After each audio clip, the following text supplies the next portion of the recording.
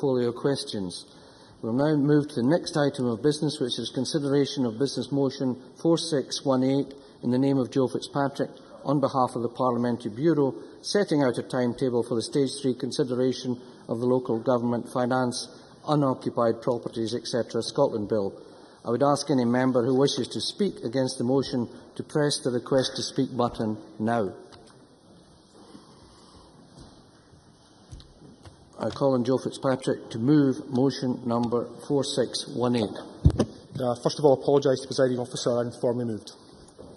Thank you very much. As no member has asked to speak against the motion, therefore I will now put the question to the Chamber. And the question is that motion number 4618 in the name of Joe Fitzpatrick be agreed to. Are we all agreed? Thank you. The motion is therefore agreed. And we will now move to the next item of business, which is Stage 3 proceedings on the Local Government Finance, Unoccupied Properties, etc. Scotland Bill. In dealing with the amendments, members should have the bill as amended at Stage 2, that is SP Bill 12A, the Marshall List, that is SP Bill 12A/ML, and the groupings, that is SP Bill 12A-G. The division bell will sound and proceedings will be suspended for 5 minutes for the first division of the afternoon. The period of voting for the first division will be 30 seconds, and thereafter I will allow a voting period of 1 minute for the first division after a debate. Members who wish to speak in the debate on any group of the amendments should press the Request to Speak buttons as soon as possible after I call the group. Members should now refer to the Marshall list of amendments. Okay. And we will now go to Group 1, and I call Amendment 8 in the name of Margaret Mitchell, grouped with Amendments 9, 10, 15 and 17. Margaret Mitchell to move Amendment 8 and speak to all amendments in the group. Thank you, Deputy Presiding Officer. Amendment 8 ensures that the bill actually does what the Minister has constantly asserted it is intended to do. This amendment specifically seeks to make sure that the non-domestic rate increase applies only to the small but significant number of commercial properties throughout Scotland that are wilfully left unoccupied, by including a list of safeguards such as how often the property has been advertised, how often offers to buy or let have been received, the state of repair, and any other steps taken to encourage occupation to test for wilful inoccupation are included when deciding this issue. Having lodged a similar amendment at Stage 2 and taking into account the Minister's and other members' comments at this stage, the amendment has been altered in the following respects. In the first instance, the period of time after which an empty property will be deemed to be wilfully unoccupied has been lowered from 10 years to 7 years, a change made in response to concerns about the 10-year timescale being too long. Furthermore, the amendment now contains a specific reference to the price at which properties have been offered for sale or let as one of the factors to be considered. Crucially, Amendment 8 now ensures that the burden of proof that a property is not wilfully unoccupied rests with the owner rather than the local authority, and this addresses concerns at Stage 2 to the effect that the amendment would present an unacceptable extra burden on local authorities determining whether properties were wilfully unoccupied. Presiding Officer, without this amendment, the additional tax burden imposed by the bill will fall heavily on businesses and commercial property owners who are desperate to sell or lease their properties, but who have unoccupied properties not through choice, but rather due to a fundamental lack of demand and the current economic climate. Amendments 15 and 17 relate to domestic properties and again seek to target the small number of domestic properties deliberately being left empty and allowed to deteriorate. The arguments already outlined in relation to Amendment 8 and the list of factors to be taken into account are applicable here in determining whether a domestic property is wilfully unoccupied. Turning now to Amendment 9, this relates to an existing commercial property which has a number of different businesses located within the premises and seeks to ensure that if one of the tenants vacates the business unit within the property, the owner of the building does not become liable for the increase in rates which the bill imposes. This is a vitally important amendment to protect the other businesses located within a multiple occupancy commercial property, given that in these dire economic times, even a small increase in overheads could be sufficient to put the owner of the property's business into administration, resulting in uncertainty for the other businesses located there and potential job losses. Presiding Officer, I move Amendment 8 in my name. Thank you very much. Now calling Gavin Brown to speak to Amendment 10 and other amendments in the group. Mr Brown. Thank you, Deputy Presiding Officer. I am an enthusiastic supporter of Margaret Mitchell's amendments, in particular Amendment 8. But in the scenario that her amendment does not pass, does not find favour with the Chamber, I want to speak to Amendment 10, which I think gives a fair exemption to businesses who are making a big effort to let or sell their properties. And I tried very hard to reflect the language used by the Government in its own policy memorandum on this bill. It states very clearly in the Government's policy memorandum this: it's unfair to penalise owners who may be attempting to bring their home back into use but are unable to. That's at paragraph 38. Now that, of course, is in reference to council tax as opposed to non-domestic rates, but their approach towards council tax appeared to be backed up at the committee stage, where Keith Brown stated, if it was clear that a sincere effort had been made to sell or let a property, for example, we would not want to punish somebody for a genuine attempt to bring an empty home into productive use. Now, if the principle holds under this Government in relation to council tax, then why does it not hold in relation to non-domestic rates? But surely it's equally unfair to penalise businesses who are working round the clock to bring their property back into use. These sentiments, of course, came through in the consultation for the council tax element of the bill, but the sentiments were unable to come through in the consultation for non-domestic rates because there wasn't a consultation on non-domestic rates. The policy memorandum further argues for a mandatory exemption from the tax increase for up to 12 months for owners who are proactively trying to sell their home at a reasonable price. That's from paragraph 41. And at paragraph 42 it states there ought to be a discretionary exemption where the owner is actively trying to let their empty home. Deputy Presiding Officer, we believe that these exemptions should both be mandatory and they should both be applicable in the case of non-domestic rates, and that this ought to appear on the face of the bill, hence Amendment 10. Deputy Presiding Officer, to vote against this amendment, the Scottish Government has to explain why hard-pressed businesses are not entitled to the same rights as hard-pressed house owners. Thank you. I now call on the Minister, Derek Mackay. At an earlier stage, Mrs Mitchell was proposing empty properties shouldn't be subject to tax increases until they've been wilfully unoccupied for 10 years or more. I appreciate that Mrs Mitchell has made some attempts in Amendments 8, 15 and 17 to change these proposals, which were rejected at Stage 2. I'm unconvinced in the difference in intention between 7 and 10 years, the difference of 3 years.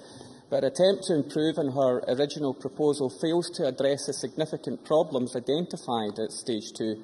7 years is still far too long to leave owners without encouraging them to do something about bringing their properties back into use. Fundamentally, if you believe, as we do, that this change to rates relief will incentivise properties back into use, why wait 7 years? As I said at Stage 2, the Scottish Government believes it would be extremely difficult for a council to verify that a property had been wilfully unoccupied throughout a 7-year period. The creation of a bureaucratic system to include a requirement for the owner to satisfy the local authority that they had been trying to occupy the property over a 7-year period would be difficult for business as well as local authorities. Even the detail of the amendments gives us an insight into how problematic this could be. Amendment 10 from Gavin Brown seeks to allow properties being actively marketed a grace period of up to 15 months. An obvious weakness is that nothing in the amendment requires the marketing price to be realistic. But again, this misses the point that right now, in terms of non-domestic rates, it is cheaper to keep properties closed than have them open for business, unless there is eligibility for one of our many other generous reliefs. Gavin Brown. Is it fair, though, to give this exemption to homeowners but not to businesses? That's from the government's own policy memorandum on the bill. Derek Mackay. As has been explained before, there is the world of difference between the domestic properties and the non-domestic properties and how such a system could be administered. I would remind the members again that we have the most generous package of rates relief in the United Kingdom. Now, on Amendment 9, I understand that Mrs Mitchell is attempting to protect serviced officer business park type accommodation, but in reality this simply creates a scope for tax avoidance. Any owner could often very cheaply and temporarily subdivide the property to avoid rates increases. Therefore, the Government cannot support any of these amendments, but it will continue to listen to stakeholders to adapt policy to fit what they tell us would assist their particular needs. The new Fresh Start relief, which I announced at Stage 2, will create a new incentive to encourage our entrepreneurs to occupy long-term empty retail and office property. That relief will also encourage the use of long-term empty new-build property as offices and shops, so both high streets and new developments will benefit. Mrs Mitchell may be also interested to learn in the rates consultation, which we will publish shortly, we intend to ask whether local authorities should be given wide powers to offer local reliefs. This approach could address concerns raised during my extensive engagement, and currently no such flexibility exists.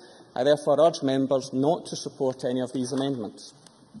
Thank you. I now call on Margaret Mitchell to wind up and press to withdraw her amendment. Mrs Mitchell. Thank you very much, Deputy Presiding Officer. The Minister still fails to accept and to realise that businesses are not left empty through choice to save money, but due to the lack of demand in this economic crisis. Generous packages for rates relief are available to certain businesses, due particularly to the Scottish Conservatives giving support to the SNP government to make this a priority. What this bill does is ensure that these that do not benefit from these generous packages will be at a competitive disadvantage with businesses elsewhere in the UK. And I say to anyone who's minded to support the SNP and the Minister's stance today, be prepared to go out to your constituency and justify why you voted for a measure that is going to increase the rates burden on all the empty properties in our 10 centres and businesses who simply cannot rent or sell these properties. I move the amendment in my name. Thank you. The question is that Amendment 8 be agreed to. Are we all agreed? No. We are not agreed. There will now be a 5-minute suspension.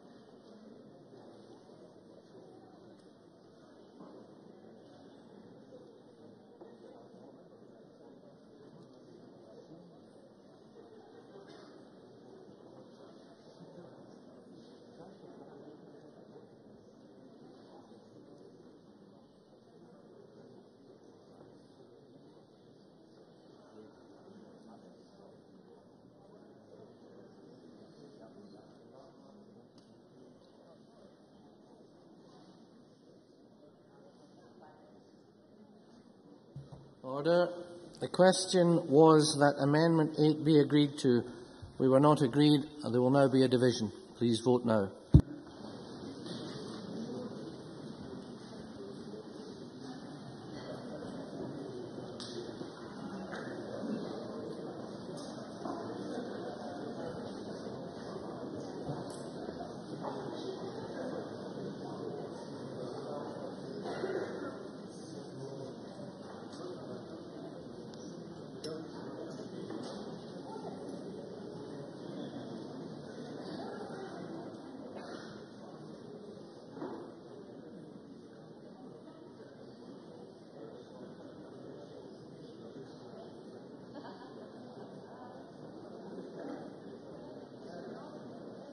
The result of the vote on Amendment 8 is yes 17, no 96.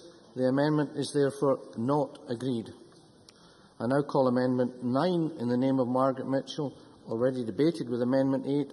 Margaret Mitchell to move or not move? Move, Presiding Officer. Thank you.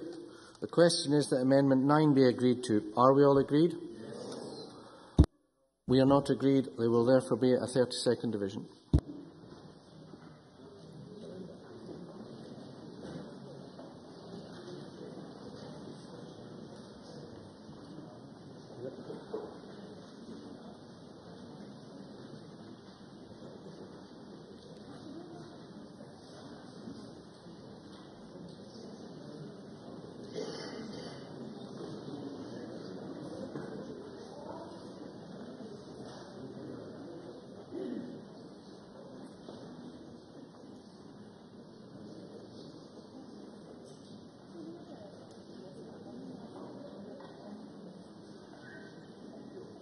The result of the vote on Amendment 9 is yes 17, no 94. The amendment is therefore not agreed.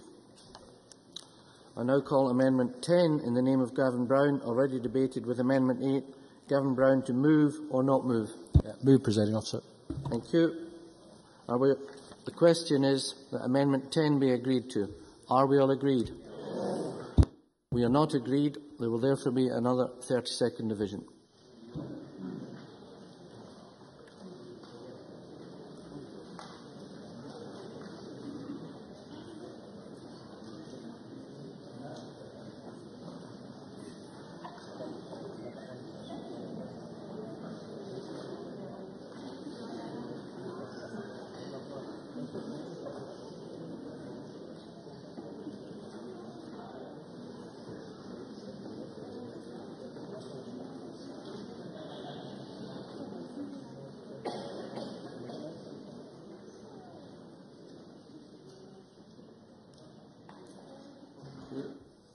The result of the vote on Amendment 10 is yes 50, no 61. The amendment is therefore not agreed. We now move to Group 2, non-domestic rates payable in respect of new build and refurbished properties prior to occupation. And I call Amendment 11 in the name of Margaret Mitchell, grouped with Amendment 12. Margaret Mitchell to move Amendment 11 and speak to both amendments in the group. Thank you, Deputy Presiding Officers. Amendments 11 and 12 seek to address the concerns expressed in evidence to the Local Government Regeneration Committee about the detrimental effects the proposed cuts to empty property non-domestic rate relief could have on commercial speculative development. If the SNP government is serious about economic recovery, a vital part of which is boosting the construction industry, then speculative development and inward investment must be encouraged and supported. As it stands, there is a wealth of evidence confirming that the bill will do precisely the opposite.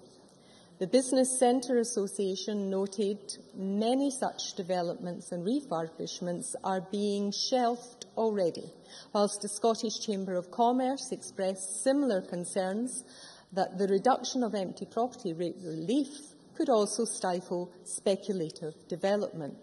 This view was echoed by the Scottish Retail Consortium, the Scottish Property Federation, as well as the Scottish Council for Development and Industry. Presiding Officer, by exempting speculative developments from the cuts to the empty property non-domestic rates relief, new developments and refurbishments of existing properties will not be affected. This amendment, therefore, seeks to ensure that the bill, if not actively encouraging speculative development, will at least refrain from approving a barrier to and deterring such developments. Amendment 12, the repealing of Schedule 3, is intended to give effect to Amendment 11. I move Amendment 11 in my name. Thank you. Minister. The Scottish Government does not support Amendments 11 and 12. While I can understand the intention behind these amendments is well-meaning, speculative development is more greatly affected by the general downturn and issues of bank lending. However, many new eligible developments without a pre-let would benefit from the Fresh Start initiative after 12 months on bringing the property into use or in occupation. I believe the unintended consequences here is that the amendment could create an incentive for people to make their properties unsuitable for occupation and avoid paying tax, even new builds nearing completion. For these reasons, the Government cannot support these amendments, and I urge Mrs Mitchell to withdraw them. Again, I would state that non-domestic rates is not a profit tax or an operational tax, it is a property tax, and our duty should be to deploy policies that incentivise their use, not create loopholes. Thank you. Margaret Mitchell. Thank you, Presiding Officer. The Scottish Government is constantly arguing that it should have more powers, and if only it did have more powers, then our economic prospects would be so much more rosy. Well, the backbenchers are cheering, but today you will be voting against an amendment which would seek to encourage speculative development. We may as well put up the sign. Inward investment not welcome in Scotland under this SNP government. I move Amendment 11 in my name. Thank you very much. The question is that Amendment 11 be agreed to. Are we all agreed? We are not agreed. There will therefore be a 1-minute division.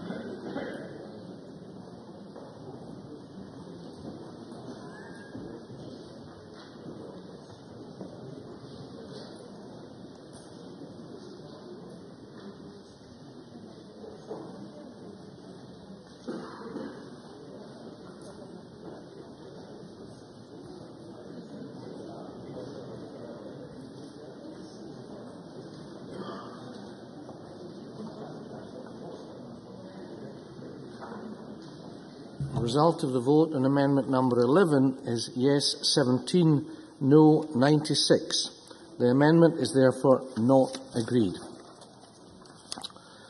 We now move to Group 3, Power to Increase Non-Domestic Rates for Unoccupied Properties, Consultation and Procedure. And I call Amendment 3 in the name of John Pentland, grouped with Amendment 4 and 5. Mr Pentland to move Amendment 3 and speak to all amendments in the group. Thank you, Presiding Officer. I move Amendment 3, which is designed to address the democratic deficit created by this bill. The arguments for this amendment also apply to Amendment 4, which deals with the corresponding legislation for partially occupied properties.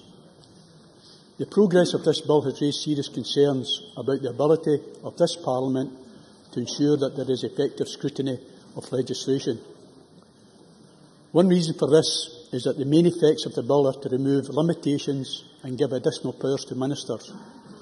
The impact of the bill is thus usually dependent on how those powers are used through secondary legislation. The second reason is that getting a clearer picture of Scottish Government's intentions for regulations, and importantly, the evidence to support them, has been tortuous. Time and again, information has been produced at the last minute or after the time when relevant discussions were taking place. Now, while the Minister has now issued a draft regulation to give a more favourable discount to properties that are reoccupied after being empty, this was only made available recently, and there has not been an opportunity to scrutinise and examine the evidence on that measure. Which leads to my third issue. Information has not been gathered about the impact of this bill in the form of a business impact assessment. I therefore want to make sure that secondary legislation receives the parliamentary scrutiny that has so far been denied, or at least diminished by the way of this bill that has been treated to date. Only by Parliament supporting my amendments can this be guaranteed. The alternative leaves the decision to the discretion of a small handful of MSPs. Without such scrutiny, we are being asked to put our faith in a minister and to trust him to do the right thing. And I don't believe that is why our constituents put us in this place. They expect us to be sceptical and to scrutinise the action of the Scottish Government. It is our responsibility to examine and question legislation that gives powers to ministers, and to examine and question how those powers are used. To do so, we need the opportunity as a Parliament to assess and debate secondary legislation. And this is particularly the case where so much of the impact of a bill which will be determined by the regulations issued by ministers. My amendments are designed to ensure that regulations come back to Parliament so that it can make a careful and considered judgment on them. Ministers are not infallible, and as I'm sure many will agree that even the odd minister, they are far from infallible. So if the SNP wants a mature democracy, it must overcome its fear of scrutiny, in this instance by supporting the affirmative procedure. Thank you very much. Now call on Sarah Boyd to speak to Amendment 5 and other amendments in the group. Sarah Boyd. Thank you very much, Presiding Officer.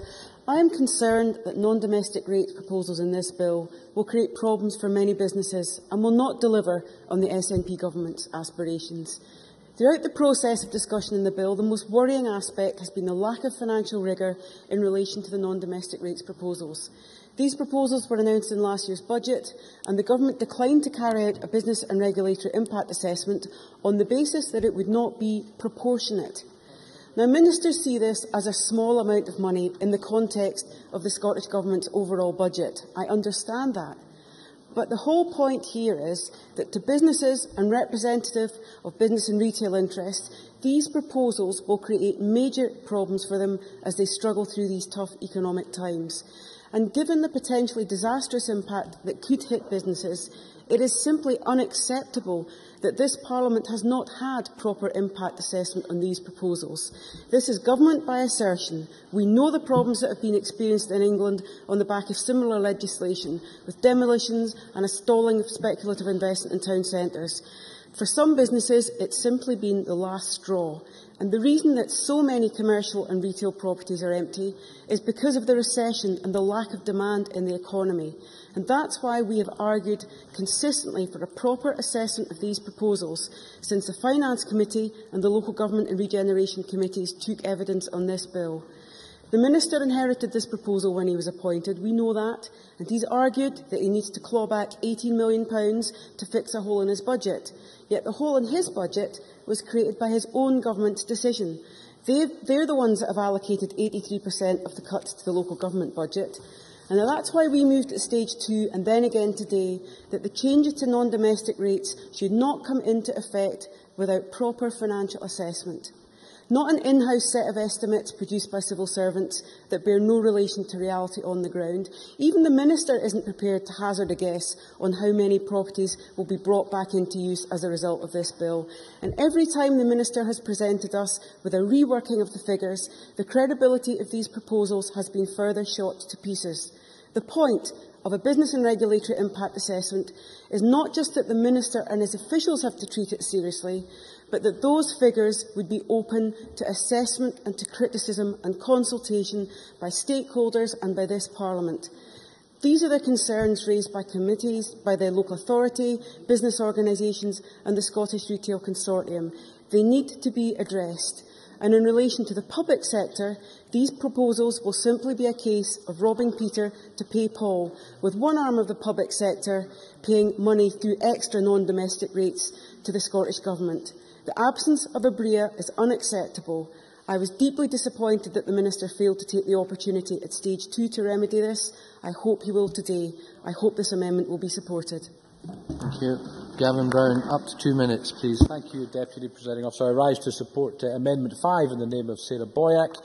Consultation is extremely important, and this amendment prevents the Scottish Government from simply sidestepping some of the difficult issues associated with non-domestic rates. It ensures that they have to consult, and it also ensures that they must lay a report before Parliament.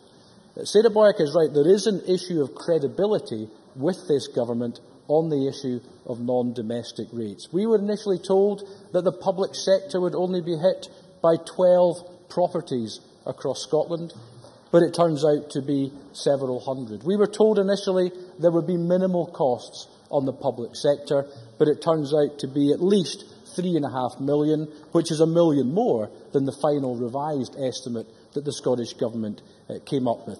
There was no formal consultation on non-domestic rates. It was specifically excluded for reasons that are simply inexplicable. They had consultation on the council tax elements of the bill. They had consultation on the housing support grant element of the bill, but specifically excluded non-domestic rates. They then failed to have a business and regulatory impact assessments, and the reasons given for not having that are equally weak. Instruments and legislation that will have far, far less impact on business regularly have impact assessments, but this one that affects almost every public sector organisation, thousands of properties across the country and millions of pounds of revenue doesn't get one. This cannot be allowed to happen again, Deputy Presiding Officer, and that is why I think Amendment 5 is most certainly required. Thank you very much. Colin Patrick Harvey, up to 2 minutes, please. Thank you, Deputy Presiding Officer. Just very briefly to respond to Mr Pentland's remarks on the affirmative and negative procedures and the argument against giving ministers too much power to make decisions without coming back to Parliament. I just wonder if Mr Pentland's aware of some of the legislation that was passed during the first two sessions of the Parliament. For example, the planning legislation, in which the then Scottish Executive took enormous powers which could be exercised under such orders without coming back to Parliament for decisions. I'm just wondering if in his closing remarks on this group, Mr Pentland might tell us when this conversion took place. Was it perhaps around May 2007, or am I wide of the mark? Ken McIntosh, up to 2 minutes, please. Thank you, Presiding Officer. And it is extremely worrying and very revealing that the Scottish Government did not fully consult in advance of this bill and the measures in the bill, and have steadfastly refused to listen to calls for a full business and regulatory impact assessment. This is despite forceful and convincing evidence that the bill will not have the effect it lays claim to. In other words, that it will not bring unoccupied business properties back into productive use. When these measures were first introduced in England and Wales, the argument could have been made then, and was, that some businesses were sitting on empty properties knowing that their price was rising in a thriving property market. That is certainly no longer the case and hasn't been for the last 4 years, which is why the measure has not worked in England and Wales. In towns like Paisley, which the Minister knows very well himself, up to a quarter of retail properties now lie empty. And this is because of lack of demand. But the Scottish Government is effectively now going to punish business failure. We're also unsure of the impact this will have on revenue, on public revenue. One of the unintended consequences of the measures in England and Wales has been the increase in the rise in charity shops. There's a very interesting briefing from the Scottish Preparatory Federation in which it points out that as the income from business rates relief has dropped in England, so the amount given out in charity relief has risen. And I'm sure that's not the picture that the Minister and the Scottish Government wish to support here in Scotland. There's also an unintended or unknown impact on the public sector. We know that this is going to cost local authorities a lot of money on their properties, and it will even cost government agencies such as Scottish Enterprise money too. I urge members to support Amendments 3, 4 and 5. Thank you. I call the Minister. Pentland's two amendments, numbers 3 and 4, seek to require first regulations to be affirmative. Firstly, the Subordinate Legislation Committee had no concerns about the continued use of negative procedure for regulations. This shouldn't come as a surprise. The norm is the negative procedure, and this was good enough for the previous executive. Negative procedure is common for most rates matters, and these amendments create a more onerous procedure than can be justified. Mr Pentland will be aware that regulation changes will go to committee, and in the case of empty property rates relief, it would be the appropriate subject committee, Local Government and Regeneration. So ministers are not removing parliamentary scrutiny, but applying consistency. Amendment number 5 from Sarah Boyack seeks consultation before the bill comes into force. I welcome her intention, but the Scottish Government has undertaken, and will continue to do so, extensive stakeholder engagement has been underway. The engagement has led to a refinement of our proposals, for example the Fresh Start initiative, and informed the wider rates consultation we are about to launch. And, of course, Brown. But the Minister seems to say, we did consult in terms of the debate. But does he think that important sections of primary legislation should be excluded from formal consultations? Minister. What we'll do is create regulations that mean if we want to vary rates relief, we will return to Parliament, and that is consistent with most other rates matters. I don't see what issue Mr Brown has with that approach. The engagement has involved those who do not support our direction of travel, but it has informed both the approach we are taking and future proposals, and will inform the consultation that I've referred to earlier. So although there was not a BRIA conducted, there has been the level of engagement that goes beyond a traditional BRIA, as I understand it, and that will feature more fully in the debate later on. However, I have said before that the impact of the policy will remain under review, and as such I can confirm today that the Scottish Government will undertake post-legislative scrutiny of the empty property rates reform. A similar process was undertaken by the UK Government in their command paper CM 8411. The Scottish Government's scrutiny will take place in early to mid-2015, once sufficient time has elapsed to collate data on the impact. I will ensure the convener of the Local Government Committee is kept informed. To assist members, last week I provided an early draft of the regulations I intend to lay under the new powers created by this bill if it is passed today. The bill, of course, is an enabling bill. However, Scottish Government has made their intentions in the use of the powers known. To consult further now, giving the impression we may not proceed as proposed, would cause unnecessary short-term delay and uncertainty as we approach the new financial year. Generous reliefs will still be available, and I want to get on with promoting those proposed reliefs, including industrial and listed building exemptions and the Fresh Start initiative. Hopefully, sight of those draft regulations, the consistency and the intention to undertake scrutiny provides enough reassurance to allow Mrs Boyack and Mr Pentland to withdraw their amendments and support the bill. Thank you. John Pentland to wind up and press to withdraw his amendment. Thank you, Presiding Officer. Neither the Minister or indeed Mr Harvey have convinced me that I should withdraw my amendments. And I will also be supporting Sarah Boyack's amendment, which complements my own. We need a proper assessment of the business and regulatory impact of this bill, not just a consultation before the bill, followed by the Minister's ad hoc promise of further consultation before regulations are issued. Without that parliamentary consideration of proposals for regulations based on a proper assessment of their impact, there is a significant danger that this part of the bill will do more harm than good, and that is not a risk that we should take. Mr Pentland, are you pressing your amendment? Pressing it. Thank you. The question is that Amendment 3 be agreed to. Are we all agreed? No. We are not agreed. There will therefore be a 1 minute division. Please vote now.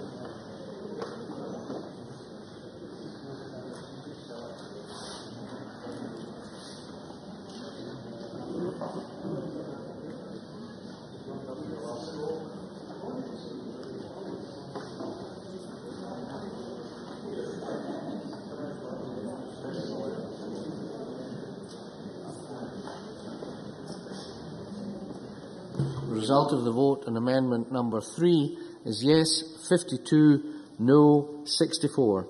The amendment is therefore not agreed. I now call amendment 4 in the name of John Pentland, already debated with amendment 3. Mr Pentland, to move or not move? Move the amendment.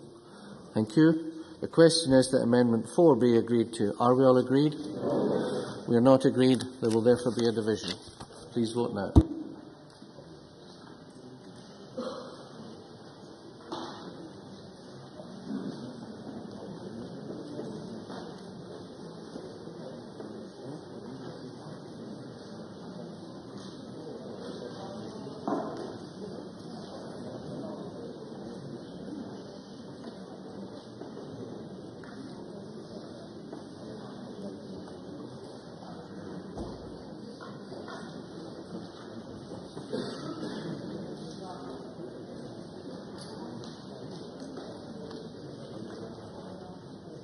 The result of the vote on amendment number 4 is yes 51, no 64. The amendment is therefore not agreed. I now call amendment 5 in the name of Sarah Boyack, already debated with amendment 3. Ms Boyack, to move or not move? Moved. Thank you. The question is that amendment 5 be agreed to. Are we all agreed? No. We are not agreed. There will therefore be a 30-second division.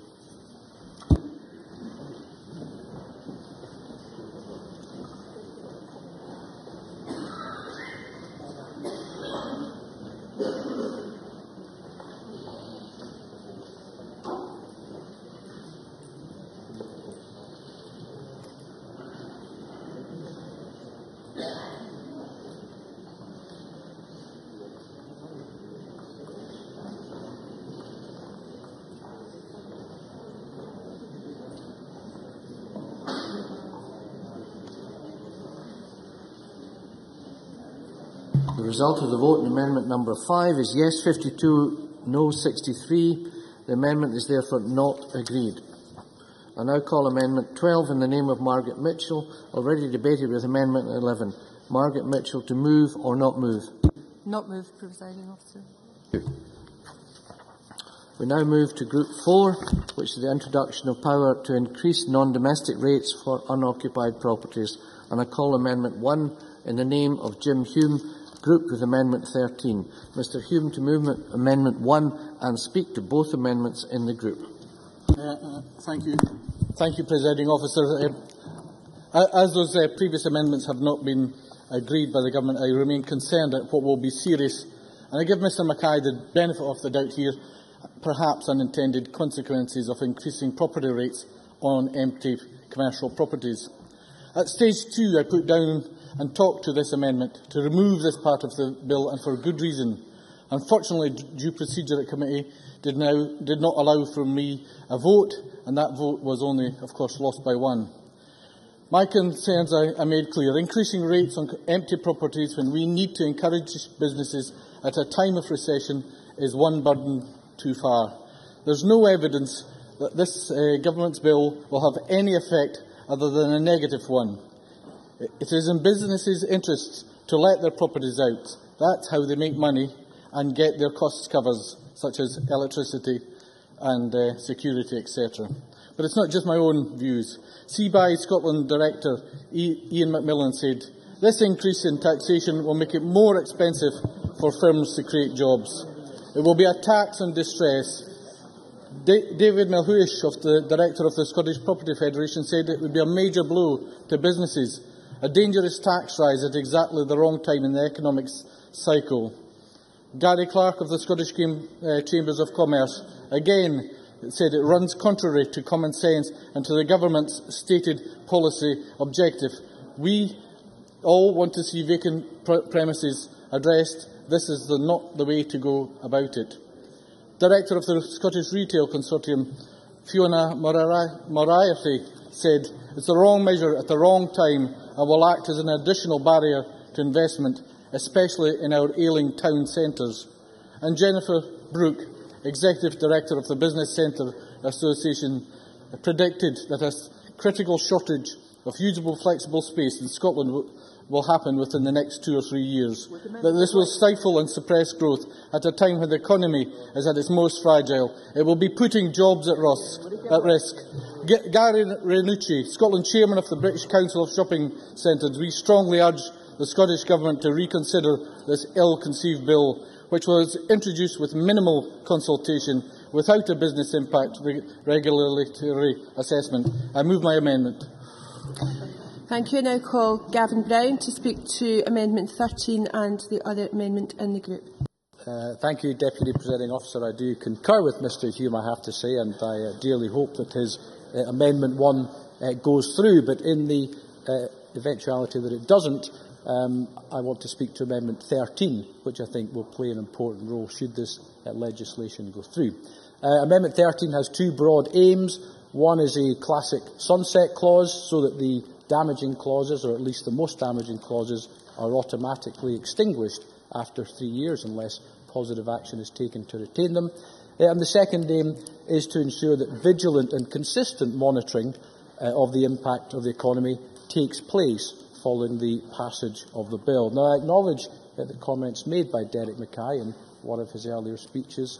I wrote it down. I think correctly that they will undertake post-legislative scrutiny from mid-2015. In relation to that, Deputy Presiding Officer, I do fear a near-term impact on the economy, particularly in relation to demolitions and companies potentially going into administration.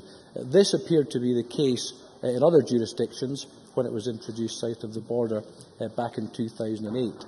The often quoted Lambert-Smith-Hampton report, conducted jointly with the RICS, was produced in April 2009, a mere 12 months after implementation of the Act, and economic harm was found to have taken place at that point in relation to demolitions in particular, but company administrations as well. So my amendment seeks to have the report published within 12 months of the passage of the bill, as opposed to 2 years, and every 12 months thereafter. And as I say, in relation to the sunset clause, for it to be extinguished within 3 years unless positive action is taken, and that's why I want to move. That's why I want to speak to Amendment 13. I have several members indicating. Sarah Boyack to be followed by Margaret Mitchell. Thank you very much, Presiding Officer. We supported this section at stage 2 because there had been no proper consultation and assessment of these proposals. The SNP government claimed, when they came to power, that they would govern as if they were a minority government. Well, I think this bill truly demolishes that claim. There is no sign of listening. There is no sign of being prepared to listen to what people both in the Parliament and outside the Parliament say, however critical. Jim Hume's amendment would enable this bill to go forward and for local authorities to be able to pick up on the bits in relation to getting empty houses back into use. And it would give this government the time to do the right work to actually bring forward a credible set of proposals. Now, I suspect the Minister is not going to do that today, so that is why Gavin Brown's amendment is welcome. I don't normally support sunset clauses, but I do think in this bill, because of the huge uncertainty, because of the lack of credibility and because of the lack of justification financially that this government has put forward, I think it would be appropriate that this Parliament comes back and is required to affirm that they want to continue these proposals or not.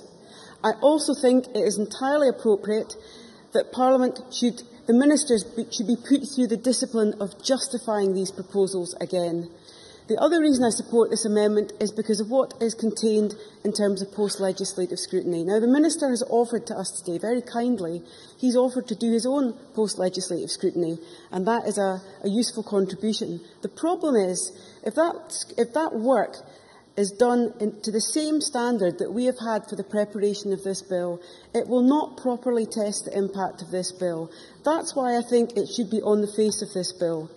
year beginning 2013, year beginning 2014, we should have a proper assessment of what happened in each of those financial years. Not scrutiny by and for the government, but scrutiny by the Parliament, reported to us and done to these strictures. The impact should be assessed on the number of buildings, on the number that have been demolished and the actual amount of non-domestic rates paid on unoccupied properties that's been collected, with a proper consultation and a proper report to this Parliament. Thank you. Must ask members to try to be brief. Margaret Mitchell, to be followed by Ken McIntosh. Thank you, Presiding Officer. I support this amendment in Jim Hume's name. I had hoped that Jim Hume would not have to press or move this amendment, and that the Scottish Government, even at this late stage, would have been prepared to alter the provisions of the bill on empty commercial properties to ensure only those properties deliberately left unoccupied would be subject to the cut in non-domestic rates relief.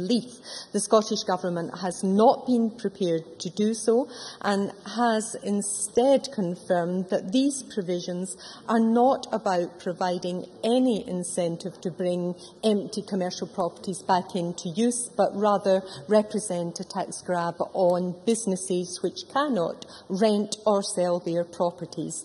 I therefore support the Amendment 1 in Jim Hume's name, which will remove Section 1 and with it these provisions. And in the inevitable event that this will be voted down by the SNP using its parliamentary majority, then I support the amendment in Gavin Brown's name. Ken McIntosh, to be followed by Patrick Harvey. Thank you, Presiding Officer, and I rise to support Amendments 13 and particularly to support and speak in support of Amendment 1 from Jim Hume. My colleague Sarah Boyack accurately described the debate around Section 1 of this bill as the politics of assertion over argument. Evidence to this Parliament on the section of the bill has not simply opposed the measures as policy, it has convincingly and credibly argued that they will not work in practice. There are few businesses, indeed all property owners, who are not currently desperate in trying to find paying tenants to cover their overheads and costs, and the Minister is simply unconvincing in his evidence-light assertions to the contrary. Perhaps even more worryingly is the overall context of the proposal. It is 1 month since the Cabinet Secretary for Finance introduced what he called a budget for jobs and growth. But it is difficult to see how this new tax on businesses boosts the economy. The Scottish Chambers of Commerce today highlighted that the business rates burden in Scotland is already expected to rise from £2.18 billion in 2011-12 to £2.66 billion in 2014-15, an increase of 22% in just 3 years. These are not the actions of a government trying to support growth or the number of jobs. This section will not actually return business to productive use. It is going to hurt the Scottish economy, and we should entirely listen to the evidence and entirely reject this section of the bill. Thank you. Briefly, Patrick Harvey. Thank you, Deputy Presiding Officer. Just in response to Sarah Boyack's comments, and just really to put this on the record, Sarah Boyack argued that the government hasn't listened to voices inside Parliament on this matter, and I'm afraid it's simply not true. Nearly 2 years ago, the Green Party proposed actions such as this, and I'm very pleased to say that the government eventually listened to such proposals and legislated. I commend Jim Hume for his powers of persuasion. How on earth he managed to persuade so many representatives of business interests to actually come out and publicly say that they'd rather pay less tax, I have no idea. It's a revelation. But I have to say I won't be voting for his amendment. Thank you. Minister. Mr Hume and Mr Brown oppose the action we are taking but offer no credible alternatives to address the problem of empty properties.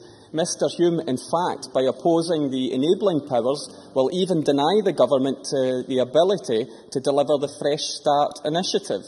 The Jim Hume amendment was rejected by the Local Government and Regeneration Committee on the 26th of September. He complains he didn't have a vote. That's because he's not a member of that particular committee. The enabling powers to which I refer give us the flexibility to vary the percentage of unoccupied property relief to be given and the classes of property that the percentage applies to. Surely Parliament would want ministers to be in a position to respond quickly to changing circumstances whilst maintaining parliamentary scrutiny. The status quo means a government bill every time we seek to amend the relief to be awarded. That is not consistent with other reliefs. Mr Brown and the Conservative Party oppose the variation on empty property rates relief. Their opposition is at least consistent, apart from where they are in power, of course, but that's no reason to create a bureaucratic and over-regulated regime for the government to be able to take proportionate decisions proportionate to the sums involved.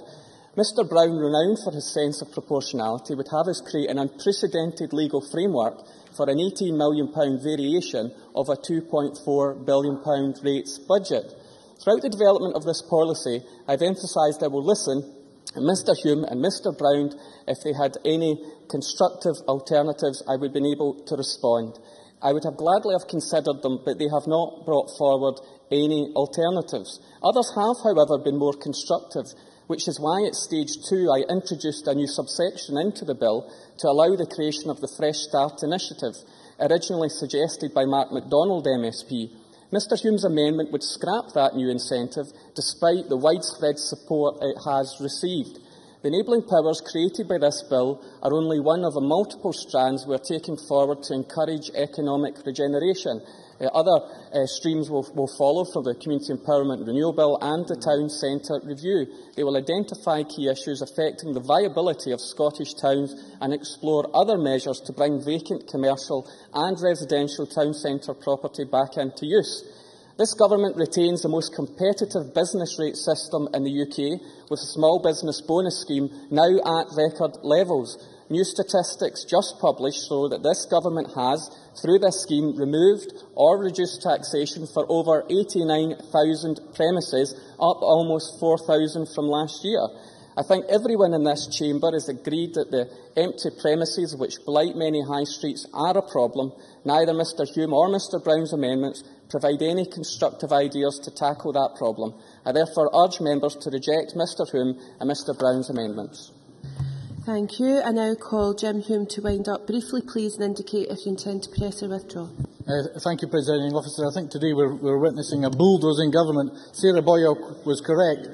Perhaps if the SNP had listened to others, not just inside this chamber, but outside the chamber, that to some of the amendments, then I would maybe not have to move this amendment today, which I shall. They haven't, I shall. This will discourage provision of new commercial properties, will possibly see properties converted to residential and perhaps even taken down, has been witnessed. I'll give the Minister a credible alternative. Measures are needed that will focus on regenerating our town centres and creating jobs, not hammering our economy and jobs when it can least afford it. I move my amendment. Thank you. The question is that Amendment 1 be agreed to. Are we all agreed? No. We are not agreed. There will be a division. Please vote now.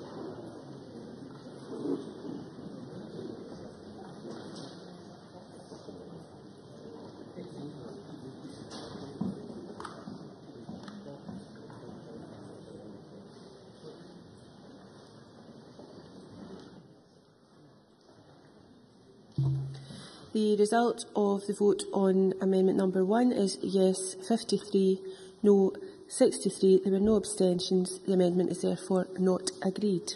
I now call Amendment 13 in the name of Gavin Brown, already debated with Amendment 1. Gavin Brown, are we intending to move or not move? Move, Presiding Officer. Thank you. The question then is that Amendment 13 be agreed to. Are we all agreed? We are not agreed. There will therefore be a 30-second division. Please vote now.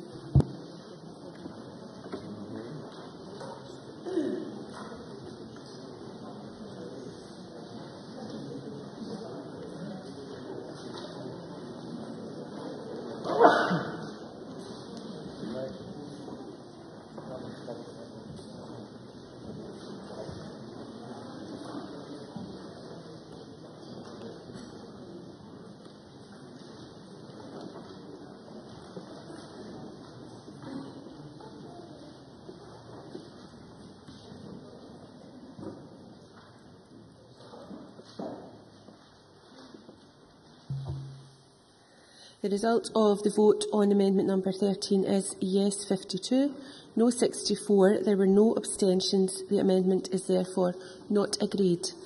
We now move on to group number 5, minimum state of repair below which non-domestic rates and council tax is not payable. And I call amendment 14 in the name of Margaret Mitchell, which is grouped with amendment 18. And I ask Margaret Mitchell to move amendment 14 and speak to both amendments in the group.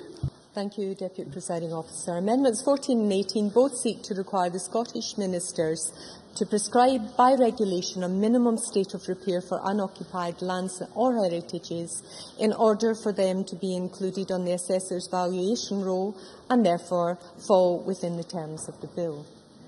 The amendments deal with non-domestic properties and residential properties respectively and are intended to remedy the concern raised by Scottish Land and Estates when giving evidence to the Local Government and Regeneration Committee. This concern focused on the long-term empty properties that were classified as dwellings but were not suitable for habitation or use as modern homes.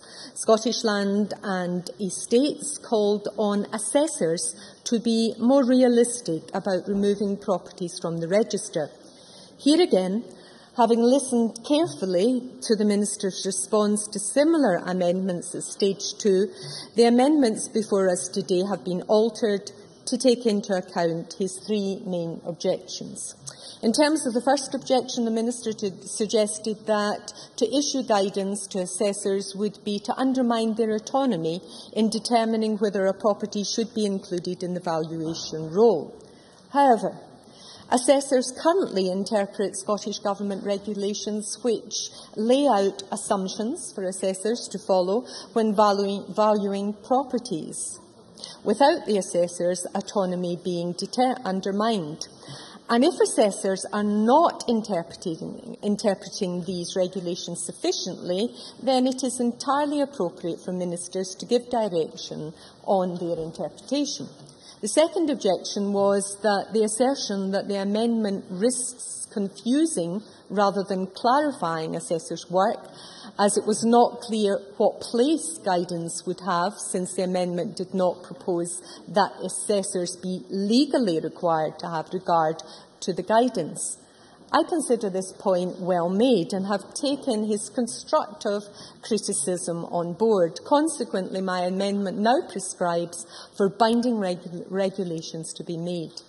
The Minister's third objection, to the effect that the amendment was paramount to a manual on how to vandalise one's property in order to avoid paying tax, is not, I believe, a serious argument against bringing much-needed clarity to the law in this area. I move Amendment 14. Thank you. I call the Minister. Thank you.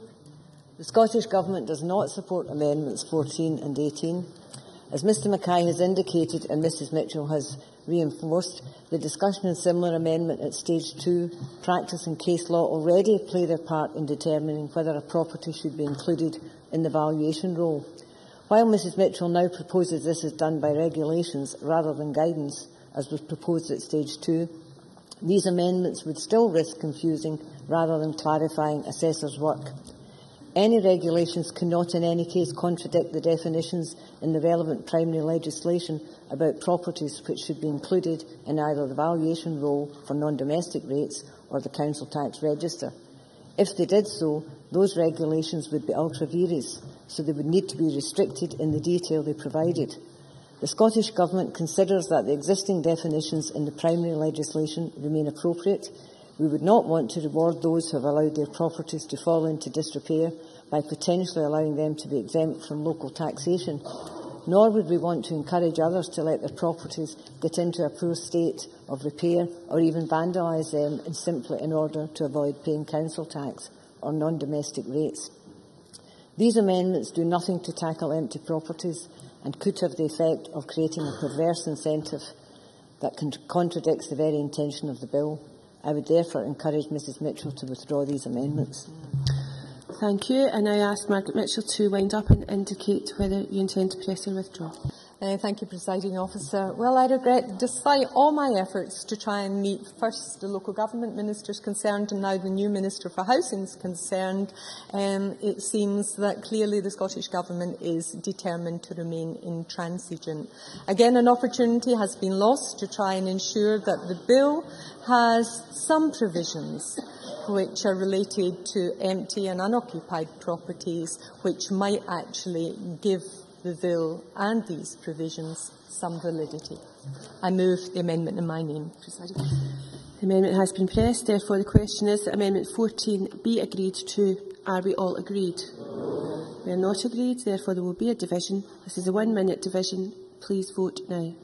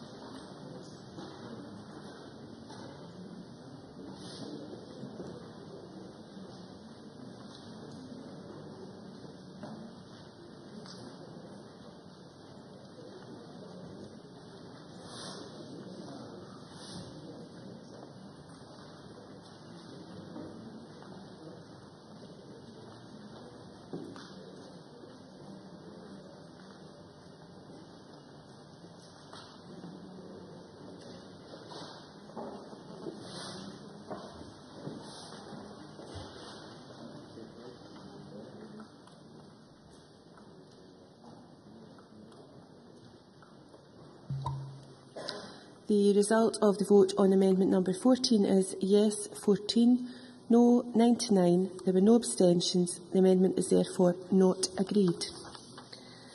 I call amendment 15 in the name of Margaret Mitchell, already debated with amendment 8, and I ask Margaret Mitchell to move or not move.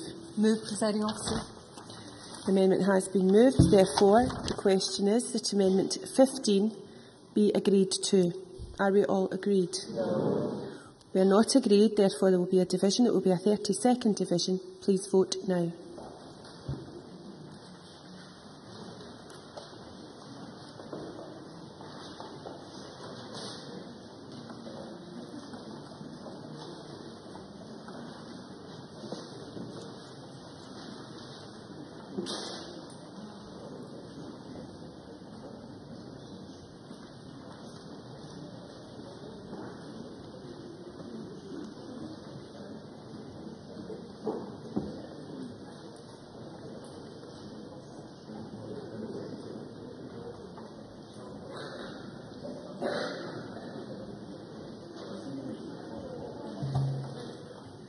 The result of the vote on amendment number 15 is yes 14, no 101. There were no abstentions. The amendment is therefore not agreed.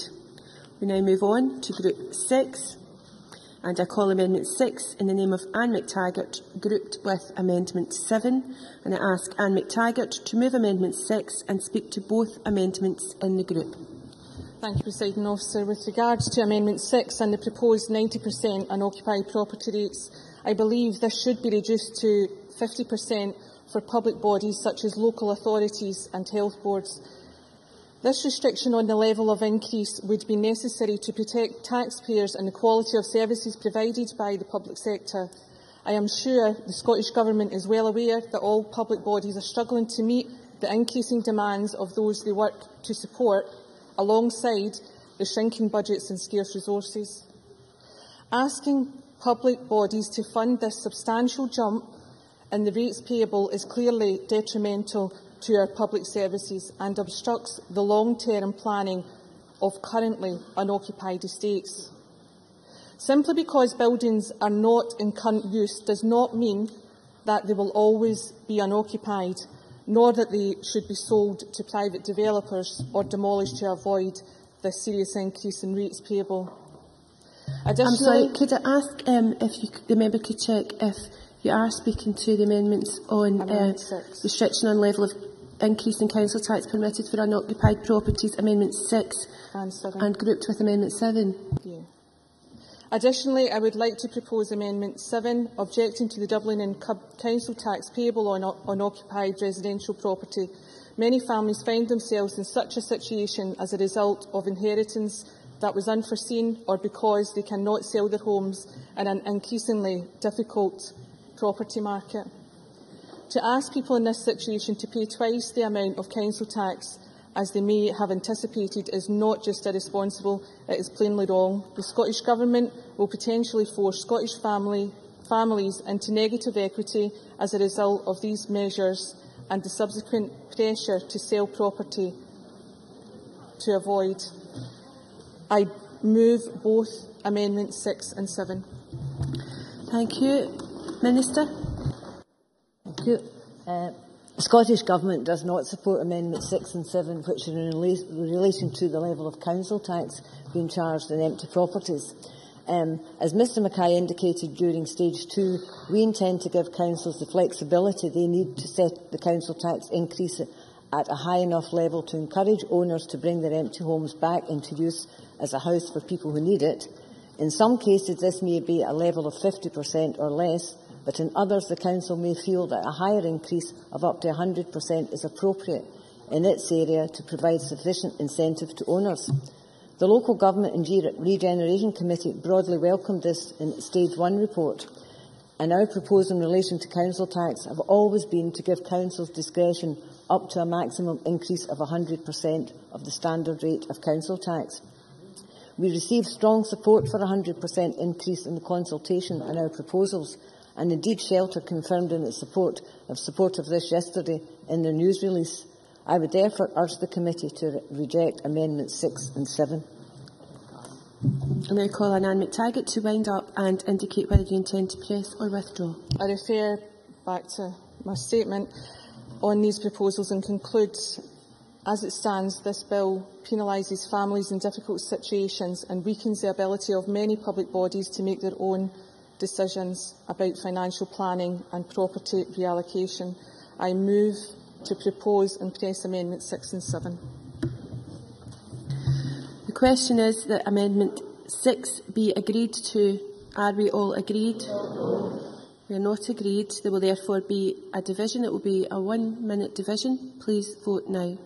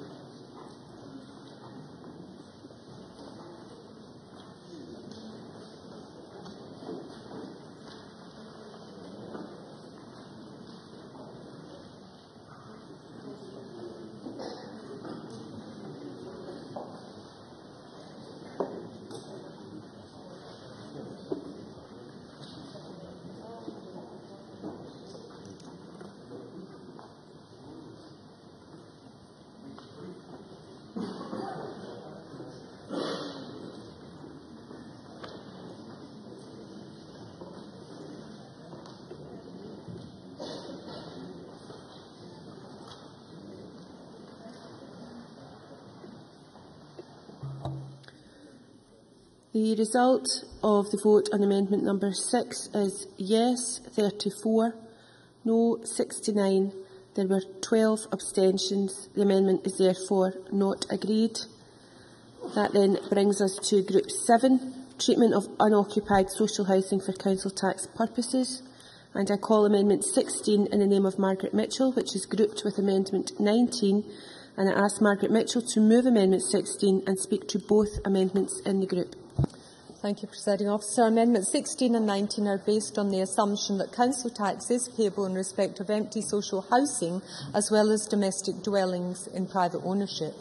These amendments therefore ensure that the provisions made for the increases or discounts cannot result in social housing being treated more favourably than other properties merely because this social housing is in public ownership. If the ministers or local authorities are increasing the council tax applicable to empty, privately owned housing in order to encourage it back into use, then the same rationale and provision should apply to empty, publicly owned housing. Amendments 16 and 19 ensure that the principles of fair and equal treatment are upheld and that local authorities cannot give themselves preferential treatment and allow vacant and void stock to further deteriorate. During Stage 2 proceedings, the Minister for Local Government said that it is not currently the Scottish Government's intention to exempt social landlords from the Bill's provisions. In order to make this clear, Amendments 16 and 19 give a firm statutory footing to this stated intention. Finally, there remains some confusion over how the application of these provisions will work in practice, as it appears local authorities will merely be moving figures from one column to another. I should therefore welcome an explanation as to how the mechanics of this will work in terms of a local authority collecting the increase in council tax from properties it owns, which it deems to be wilfully unoccupied. I move Amendment 16. Minister. Okay. The Scottish Government is willing to support Amendment 16, although we do not support Amendment 19. As was said during Stage 2, we agree with Margaret Mitchell that social landlords should not generally be exempt from paying either council tax or a council tax increase. It was never our intention to give more favourable treatment to social landlords than to private homeowners. Both councils and housing associations should be seeking to minimise void periods in order to help reduce waiting lists. We are willing to accept Amendment 16, as this would prevent councils and social landlords from using the broad discretion given to them by the regulations simply by giving social rented housing more favourable treatment. However, as is clear from our recent consultation on the draft council tax regulations, there are no plans to exempt social landlords from council tax, so we believe that Amendment 19 is unnecessary. We also feel there could be difficulties in specifying what is a reasonable period of time for properties to be left empty before they are demolished. This can vary from... Yes? Neil Finlay. I'm wondering whether I'm hearing this correctly. The way in which we're going to encourage social landlords to get their properties back into circulation quickly is to punish them even further. Is this what the Minister's saying? Not a very good start, Minister. Minister. What I'm saying is that we're making no exemption for social landlords. We're treating social landlords and residential properties in the same way. The discretion still applies there, as it will, but we're not making a difference between them, and that was said at Stage 2 of the debate as well. To finish, Presiding Officer, as I was saying, this can vary from case to case, particularly for large tower blocks, given the need to find existing tenants in a new block of homes or to place them in a new block of homes. Sometimes, for example, there is also a need to compulsory purchase homes of owner-occupiers in the same block. So therefore, we can't accept Amendment 19. Thank you. And I ask Margaret Mitchell to wind up and indicate whether you're going to press or withdraw. Thank you very much, Presiding Officer. I welcome the Minister's support for Amendment 16, as this amendment could result in an increase in council tax from the maximum increase due to double that being charged on empty properties. However, in rejecting Amendment 19, I feel that there hasn't given the absolute reassurance which I sought to those private owners of empty properties that they will be treated equitably with that social publicly owned housing. I move the amendment in my name. Thank you. The question then is that Amendment 16 be agreed to. Are we all agreed? We are not agreed, therefore there will be a division. This is a 1 minute division. Please vote now.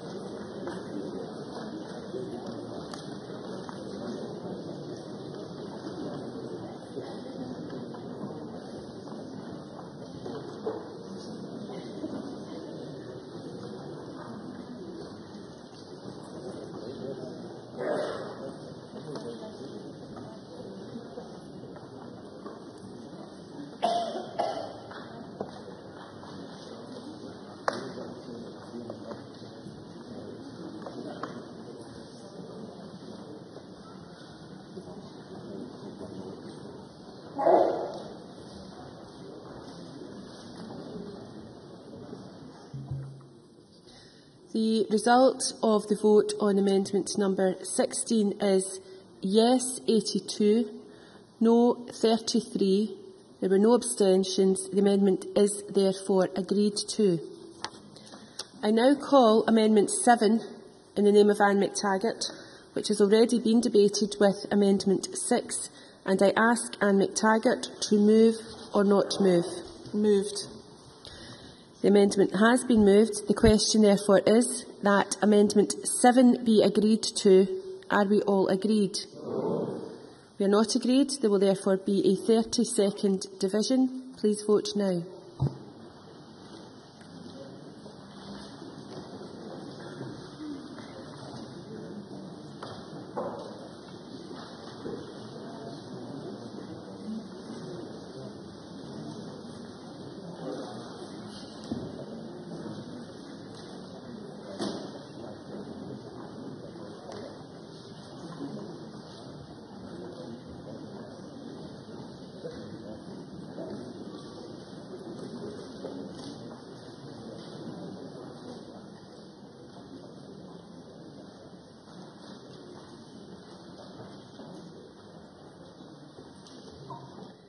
The result of the vote on amendment number 7 is yes 33, no 69. There were 14 abstentions. The amendment is therefore not agreed. I now call amendment 17 in the name of Margaret Mitchell, which has already been debated with amendment 8, and I ask Margaret Mitchell to move or not move. Move, Presiding Officer. The amendment has been moved. The question therefore is that amendment 17 be agreed to. Are we all agreed? We are not agreed. There is therefore a division. It will be a 30-second division. Please vote now.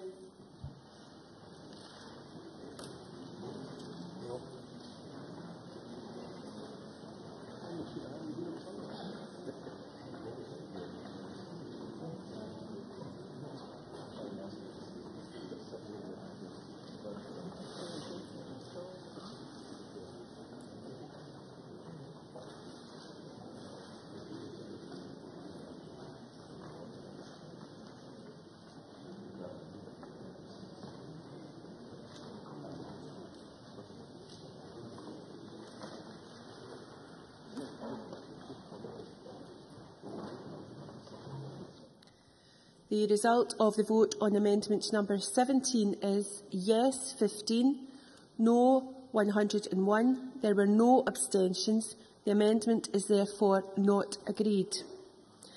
I now call amendment 18 in the name of Margaret Mitchell, already debated with amendment 14, and I ask Margaret Mitchell to move or not move. Move, Presiding Officer. The amendment has been moved. The question therefore is that amendment 18 be agreed to. Are we all agreed? No. We are not all agreed. There will therefore be a 30-second division. Please vote now.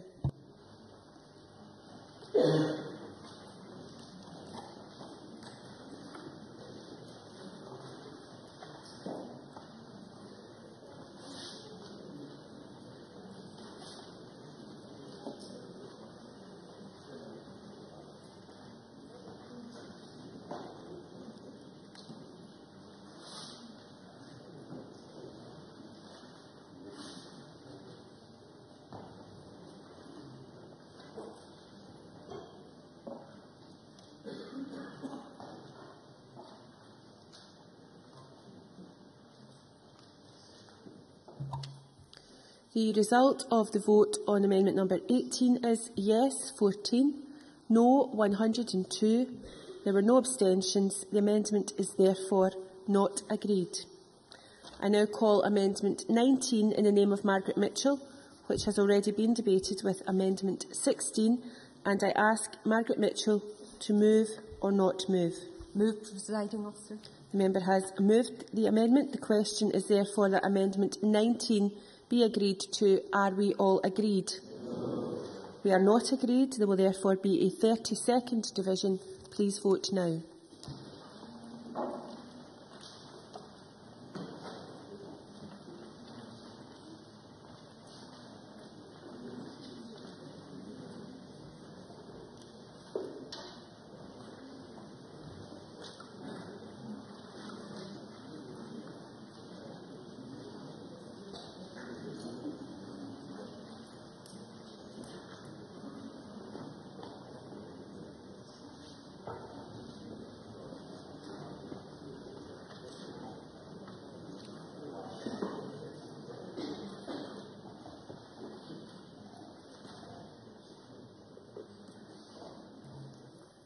The result of the vote on amendment number 19 is yes 14, no 100, abstentions 0. The amendment is therefore not agreed.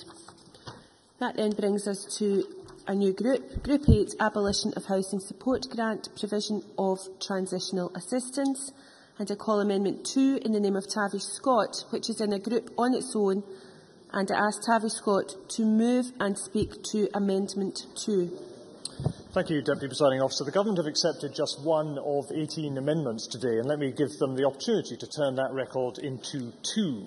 This amendment seeks to extend and agree a transitional agreement between the Scottish Government and the Shetland Islands Council, the only local authority in Scotland who received housing support grant prior to its abolition, as this bill intends. I accept, as the Minister will no doubt remind me, that this was not supported at committee, but that was to a large extent based on a ministerial assurance to the committee that continuing negotiations with the Council over the housing debt incurred in the 1970s would continue.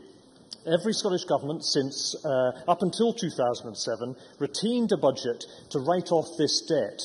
Shetland Islands Council's finance directors, past and present, have confirmed that to me.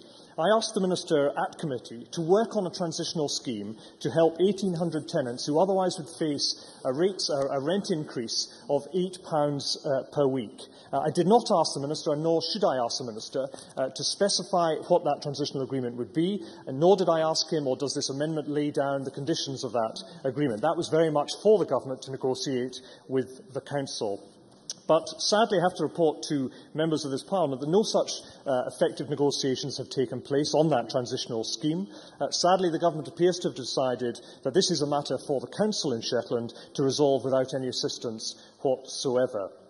So today, I'm going to make this argument. So today I ask the Minister to reflect on the impact that this increase in rents would give to housing tenants and the problems that they would incur because of the passing of this bill and removing and not supporting this amendment in the current form, particularly because the housing support grant that is paid to Shetland Islands Council, the only local authority in Scotland to receive it, is £800,000. It comes from the Treasury to Shetland Islands Council. The Scottish Government is merely the middleman and has been for a very long time.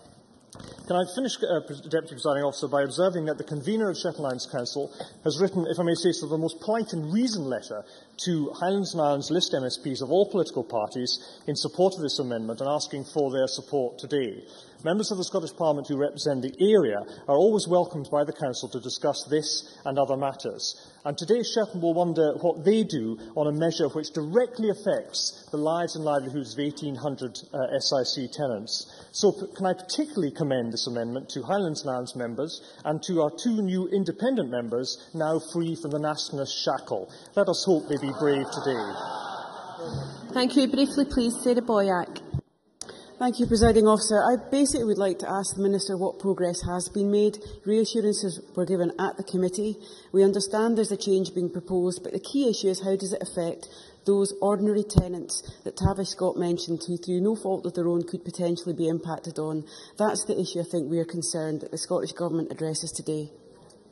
Thank you very much. I now call the Minister.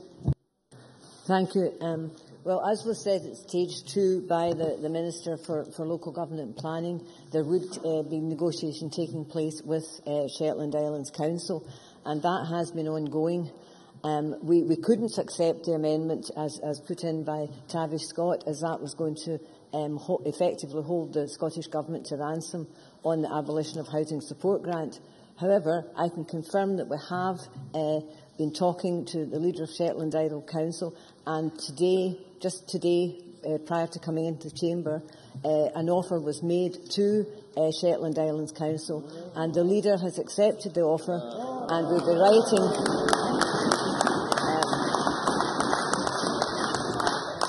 And we'll be writing to the Council shortly with the confirmation of the payment details. So, given these developments, I would hope that Tavish Scott could now withdraw this amendment. Tavish Scott, to wind up and indicate if you wish to press or withdraw.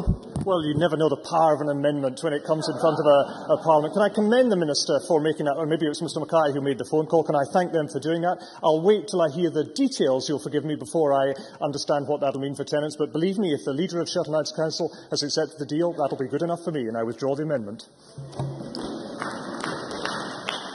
The member is seeking to withdraw the amendment. Does any member object to that? There are no objections, therefore the amendment is withdrawn, and that ends consideration of amendments.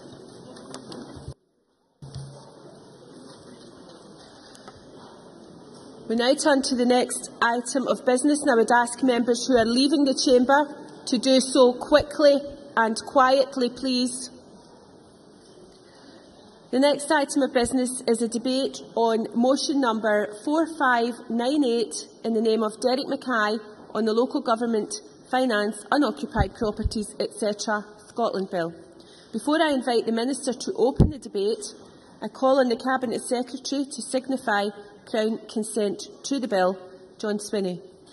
Presiding Officer, for the purposes of Rule 911 of the Standing Orders, I wish to advise the Parliament that Her Majesty, having been informed of the purport of the Local Government, Finance, Unoccupied Properties, etc. Scotland Bill, has consented to place her prerogative and interests, so far as they are affected by the Bill, at the disposal of the Parliament for the purposes of the Bill. Thank you very much, Cabinet Secretary, and we now begin the debate. Can I invite members who wish to speak in the debate to press the request to speak buttons now? And I call on Margaret Burgess to speak to and move the motion in the name of Derek Mackay. Minister, you have 10 minutes or so to do so. Okay. Thank you, Presiding Officer.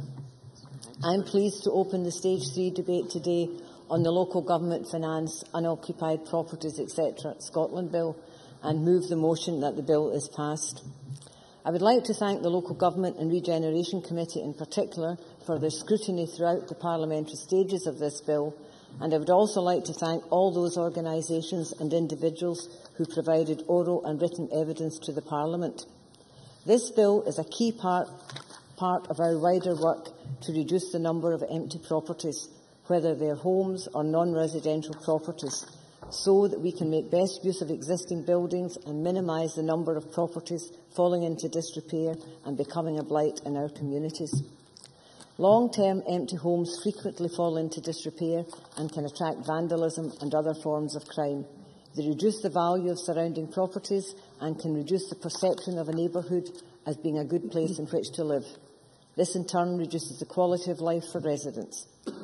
At the same time, we are determined to reduce the over 25,000 homes sitting empty long-term, while we have around 140,000 families on waiting lists for a social rented home. Bringing many of these homes back into use will help directly or indirectly to free up more homes for those who really need them. Giving councils the flexibility to increase council tax charges for certain long-term empty properties will help assist in empty homes, will help assist, encourage, or where needed, push owners not to leave their homes lying empty. It will also give councils the flexibility to target any additional revenue at delivering key local priorities. It will provide a useful additional tool alongside the other measures that councils can already use. For example, the Scottish Government has been funding the Empty Homes Partnership to provide support to councils in tackling empty homes. We are also part funding 3 empty homes officers on a pilot basis, shared across 7 councils. These empty homes officers are already having considerable success in developing a blueprint for successful empty homes engagement work, which could be replicated across Scotland. Their interventions have already seen a number of empty homes brought back into use, something we should all support. We also recognise that some owners need financial assistance to bring their homes up to a standard suitable for letting. That's why we've made £4 million available through the Empty Homes Loan Fund. The fund will make at least 160 empty homes available for affordable housing, and hopefully more. I'm pleased to say that we've had a good response to our call for bids for this. Many of these homes could be made available for intermediate rent. This in turn will help to grow a more vibrant private rented sector, providing tenants with a greater choice of good quality homes.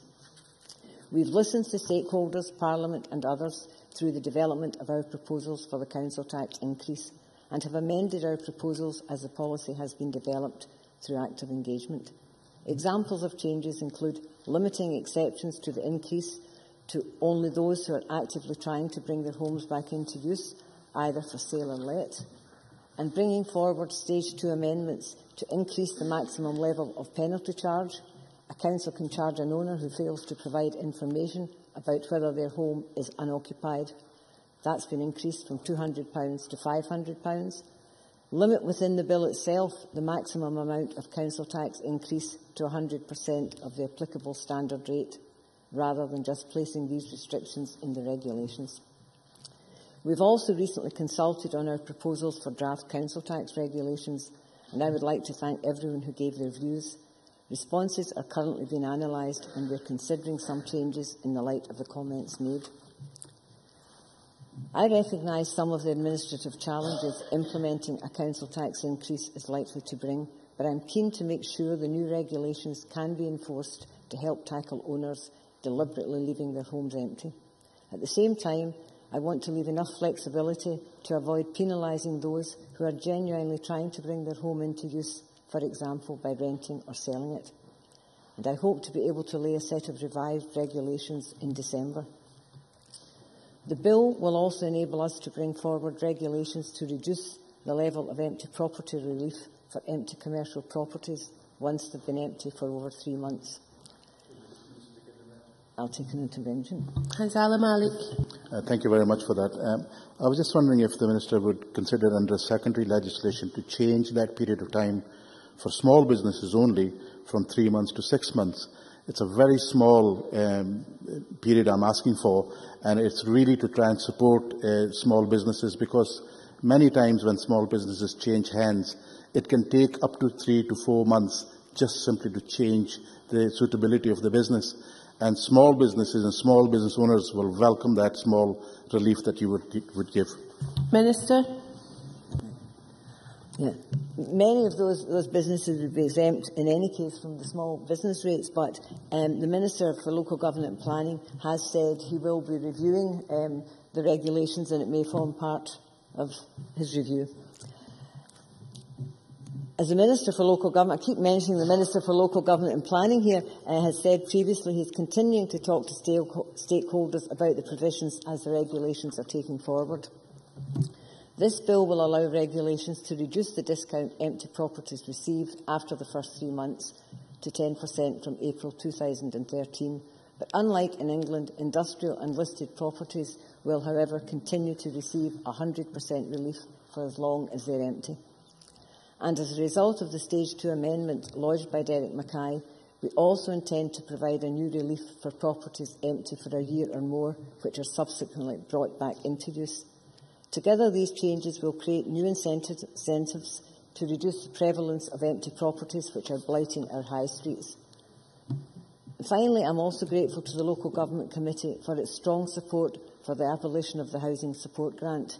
The grant has become an anomaly since the introduction of the prudential borrowing regime, as the regime now requires councils to make sure they only borrow funds if they're confident that they can pay them back without seriously compromising service levels.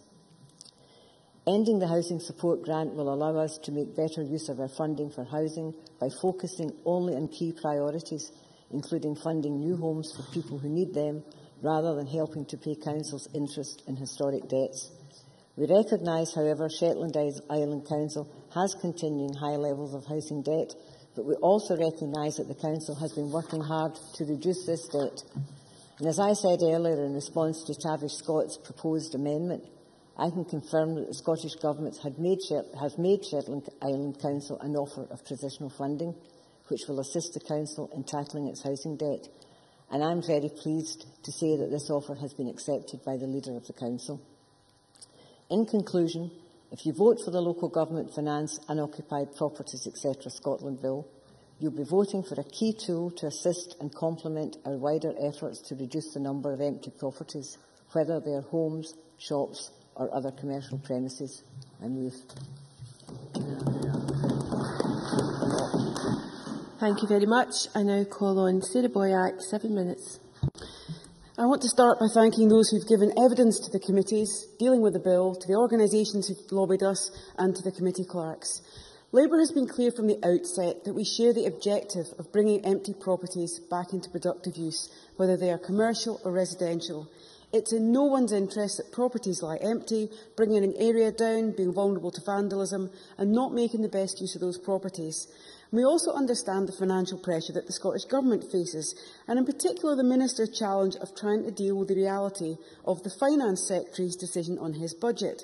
So we have been prepared to listen to the arguments, consider the representations made, and judge whether this bill can be made fit for purpose.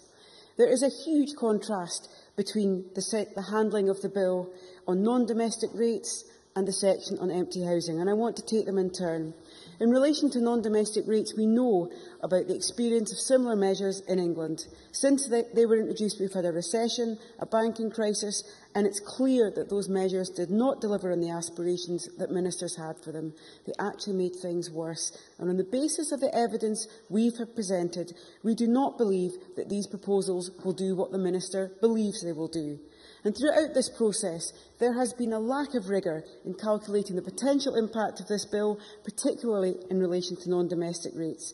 The financial projections initially submitted to the Finance Committee were woefully unconvincing and fell apart under scrutiny. The revised projections to the Local Government and Regeneration Committee were more back-of-the-envelope stuff.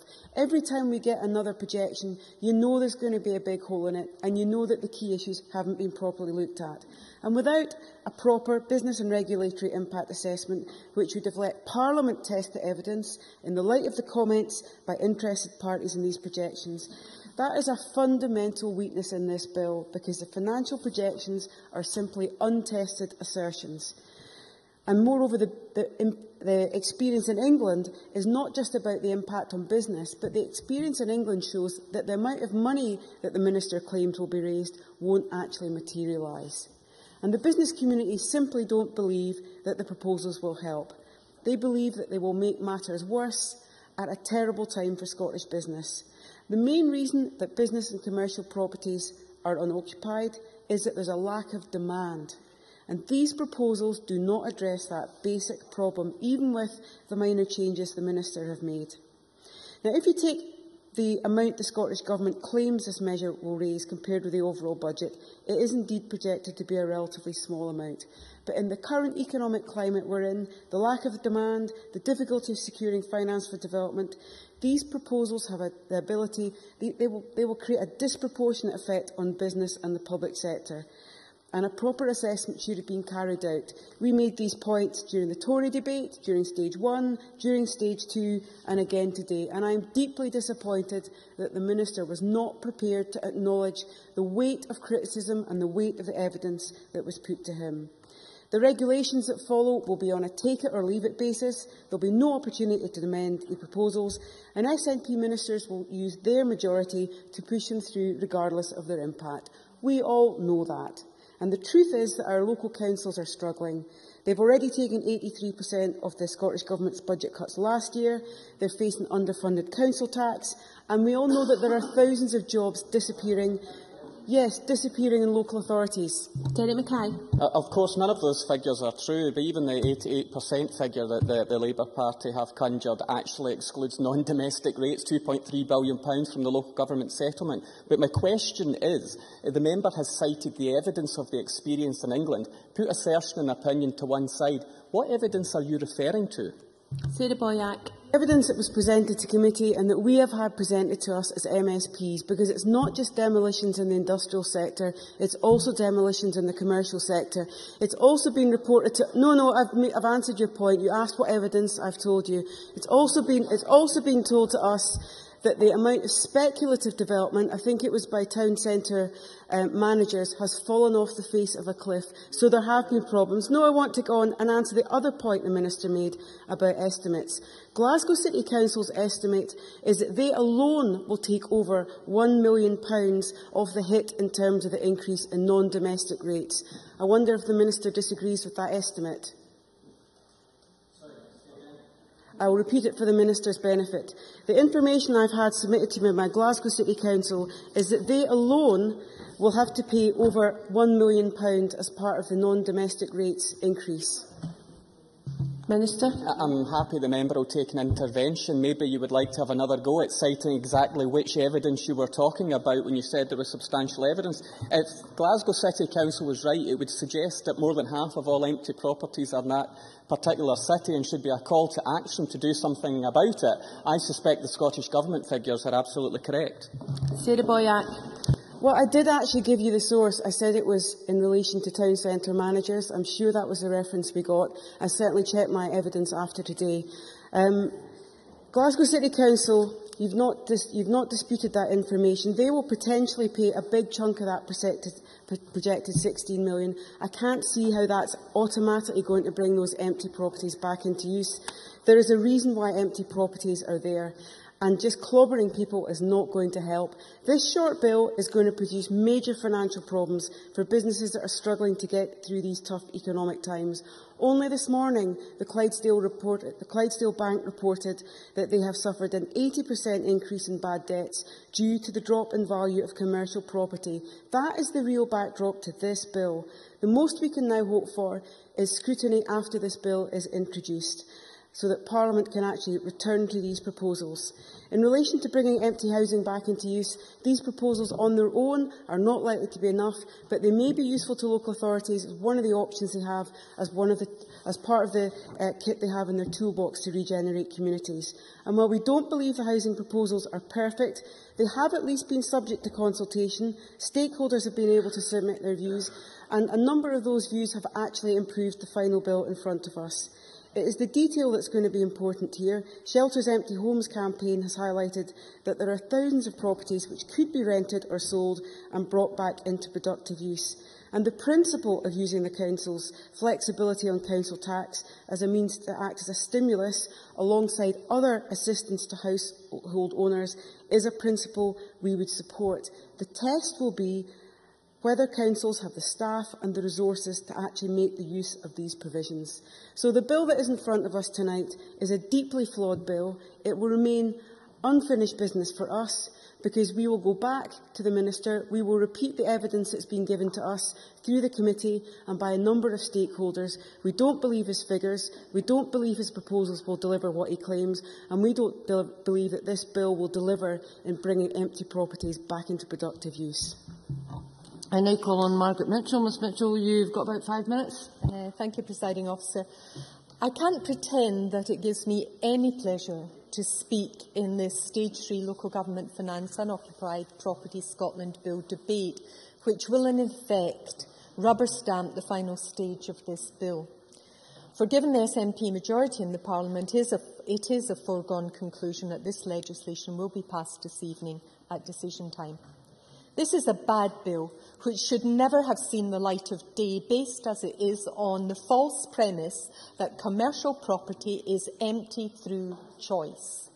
No matter how often or dogmatically the Minister and the SNP government makes this assertion, it will not alter the fact that the vast majority of commercial properties are unoccupied due to a lethal combination of lack of demand and the current economic climate. So during the passage of the bill, the Scottish Conservatives have done everything they can, including drafting amendments, to try to mitigate the adverse consequences and to ensure that the provisions will apply only to those few but notable examples throughout Scotland where properties have been wilfully left empty. In response, the SNP has systematically and arrogantly voted down all these amendments which would have given this legislation some legitimacy. From the outset, the whole approach to the abolition of non-domestic rates relief discount particularly has been shambolic. There was no formal consultation on the non-domestic rate relief reform proposals, which will cost Scottish businesses millions of pounds each year. The local government minister has claimed that 18 million is a modest saving, but for those businesses hit by this new tax, the provisions are anything but modest and could result in devastating consequences, precipitating the closure of businesses. Certainly. Minister. In light of what the member has just said, does the member therefore have a view on the UK Government's intervention on listed properties which will be exempt from rates, where the UK Government has slapped on VAT on those who choose to refurbish properties to try and bring them back into use? Does the member support that UK Government intervention? Margaret Mitchell. The UK Government proposals which he's talking about are not part of the bill. It's not relevant. But what they are doing is looking at the proposals they've inherited from the Labour Government and seeking to amend the very proposals that this Government is now going ahead and introducing. Absolute preposterous. It is, as the CBI stated, a tax on distress with a cash grab on organisations and businesses which can least afford to pay. Nor will the adverse consequences of this new tax be borne by the private sector alone. The impact will also be felt by the public sector at a time when NHS boards, local councils and other service providers in Scotland are coping with stringent financial constraints on their budgets. As such, it will affect the delivery of public services to people throughout Scotland and will lead to job losses and all the misery and dire consequences that means for families in Scotland. The Minister and his government have repeatedly heard the legitimate concerns expressed by the CBI, the Scottish Chamber of Commerce, Scottish Property Federation and the Scottish Retail Consortium, to name but a few, but the adverse effects of the reduction of rates relief on commercial property. Despite this, the SNP has continued to use its parliamentary majority to force through what the Scottish Property Federation accurately described as the wrong tax at the wrong time, which, if it goes ahead, will see yet more businesses going into administration on our high streets, and which, as Scottish Land and Estates confirmed, will further penalise owners of business premises who are already experiencing real financial difficulties through loss of rental income. So forgive me if I and all those affected by this legislation take with the proverbial pinch of salt the Scottish Government's contention that throughout the progress of the bill it has been listening. Significantly, the Scottish Government has succeeded in uniting the business community in Scotland as never before in its opposition to this bill. Furthermore, the legislation will not, I'm not surprised the Cabinet Secretary doesn't like what he's hearing, it will get much worse during the next few months as these provisions kick in. Be assured of that, Cabinet Secretary. property owners who are already suffering in the current economic crisis, but it will also punish Scottish businesses and put them at a competitive disadvantage with the rest of the UK, deter speculative development and stifle inward investment, and further hinder the construction industry. In conclusion, Presiding Officer, no business rate impact assessment has been carried out. There is no evidence to support the contention that empty properties will be brought back into use as a result of this legislation, because the vast majority are not willfully being left unoccupied, but rather are unoccupied due to lack of demand. Quite simply, this is bad legislation which can only add to the problems already being faced by the business community and others, and consequently the Scottish Conservatives will be voting against the bill this evening. We now move to the open debate. Can I remind members that speeches are 4 minutes, and if everybody keeps to the 4 minutes, that will ensure that everybody who's requested to speak actually gets called. I call John Wilson to be followed by Anne McTaggart.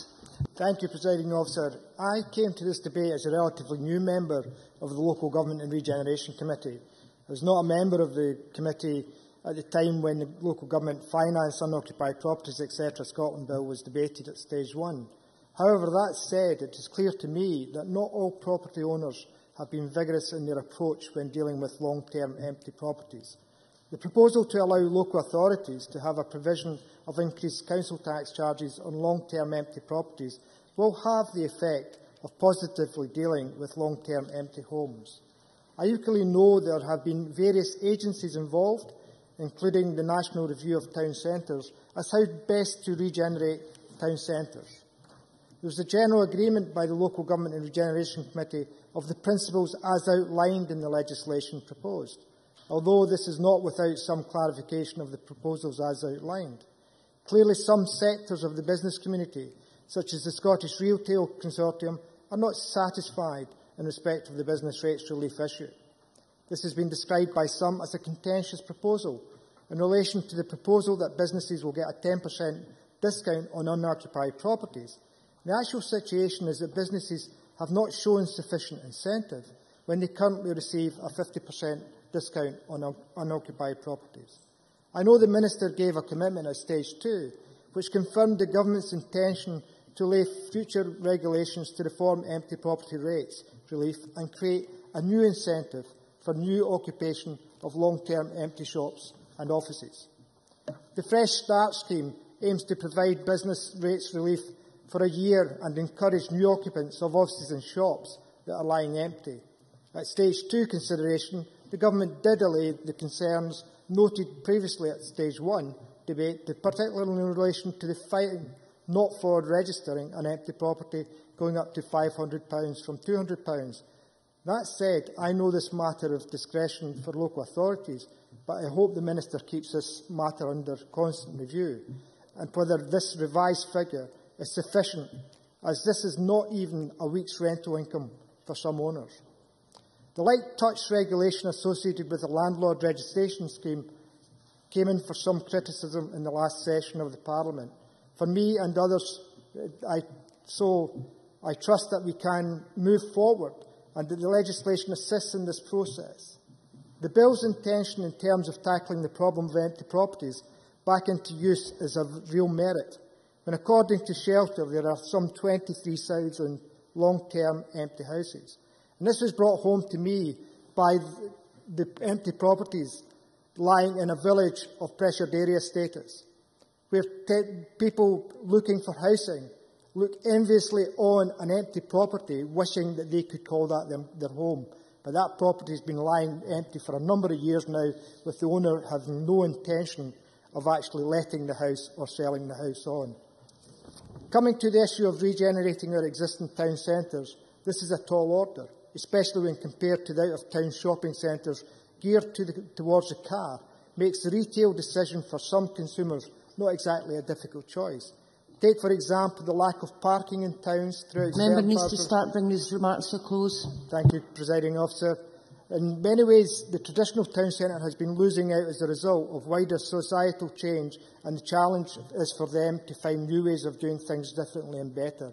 Hopefully this bill, Presiding Officer, will be a step in the right direction and will encourage landlords to look seriously at renting out properties for the market to gain hold in the town centres that are currently being blighted by the number of empty properties that exist. I look forward to support for this bill and welcome this movement forward. I now call Anne McTaggart, to be followed by George Adam. Thank you, Presiding Officer. I am pleased to be given the opportunity to speak today on the Local Government, Finance, Unoccupied Properties, etc. Scotland Bill, and to express my concerns on both the challenging process and the questionable content of this bill. As a member of the Local Government and Regeneration Committee, I have been involved with the progress of this bill from its inception and have consistently been disappointed by the lack of compromise by the Scottish Government at each stage. Presiding Officer, not a single Labour amendment has been accepted during this process. With over 100,000 empty properties in Scotland, I do recognise that this is a serious issue and that regeneration of these buildings must be a priority. High streets and city centres are too often blighted by derelict buildings, unoccupied properties and abandoned offices. This must be addressed, and I encourage the Scottish Government to invest in our town and city centres in order to tackle this growing problem. However, a principal aim of the bill is to encourage economic growth and allow our local communities and small businesses to develop. How can this be achieved, Presiding Officer, when local government across Scotland are telling the Scottish Government that they would have to actually demolish buildings in order to survive the economic implications of this ill-considered bill? In such a challenging economic environment, these proposals fail to take into account the many public bodies that will have to either sell off or pull down buildings simply to maintain current budgets. These proposals also fail to consider the negative impact these measures will have on future planning processes, where buildings have been designated for long-term reallocations. Local government, health authorities and other public bodies are deeply concerned by the uncertainty and unnecessary challenges that the measures contained within this bill will bring.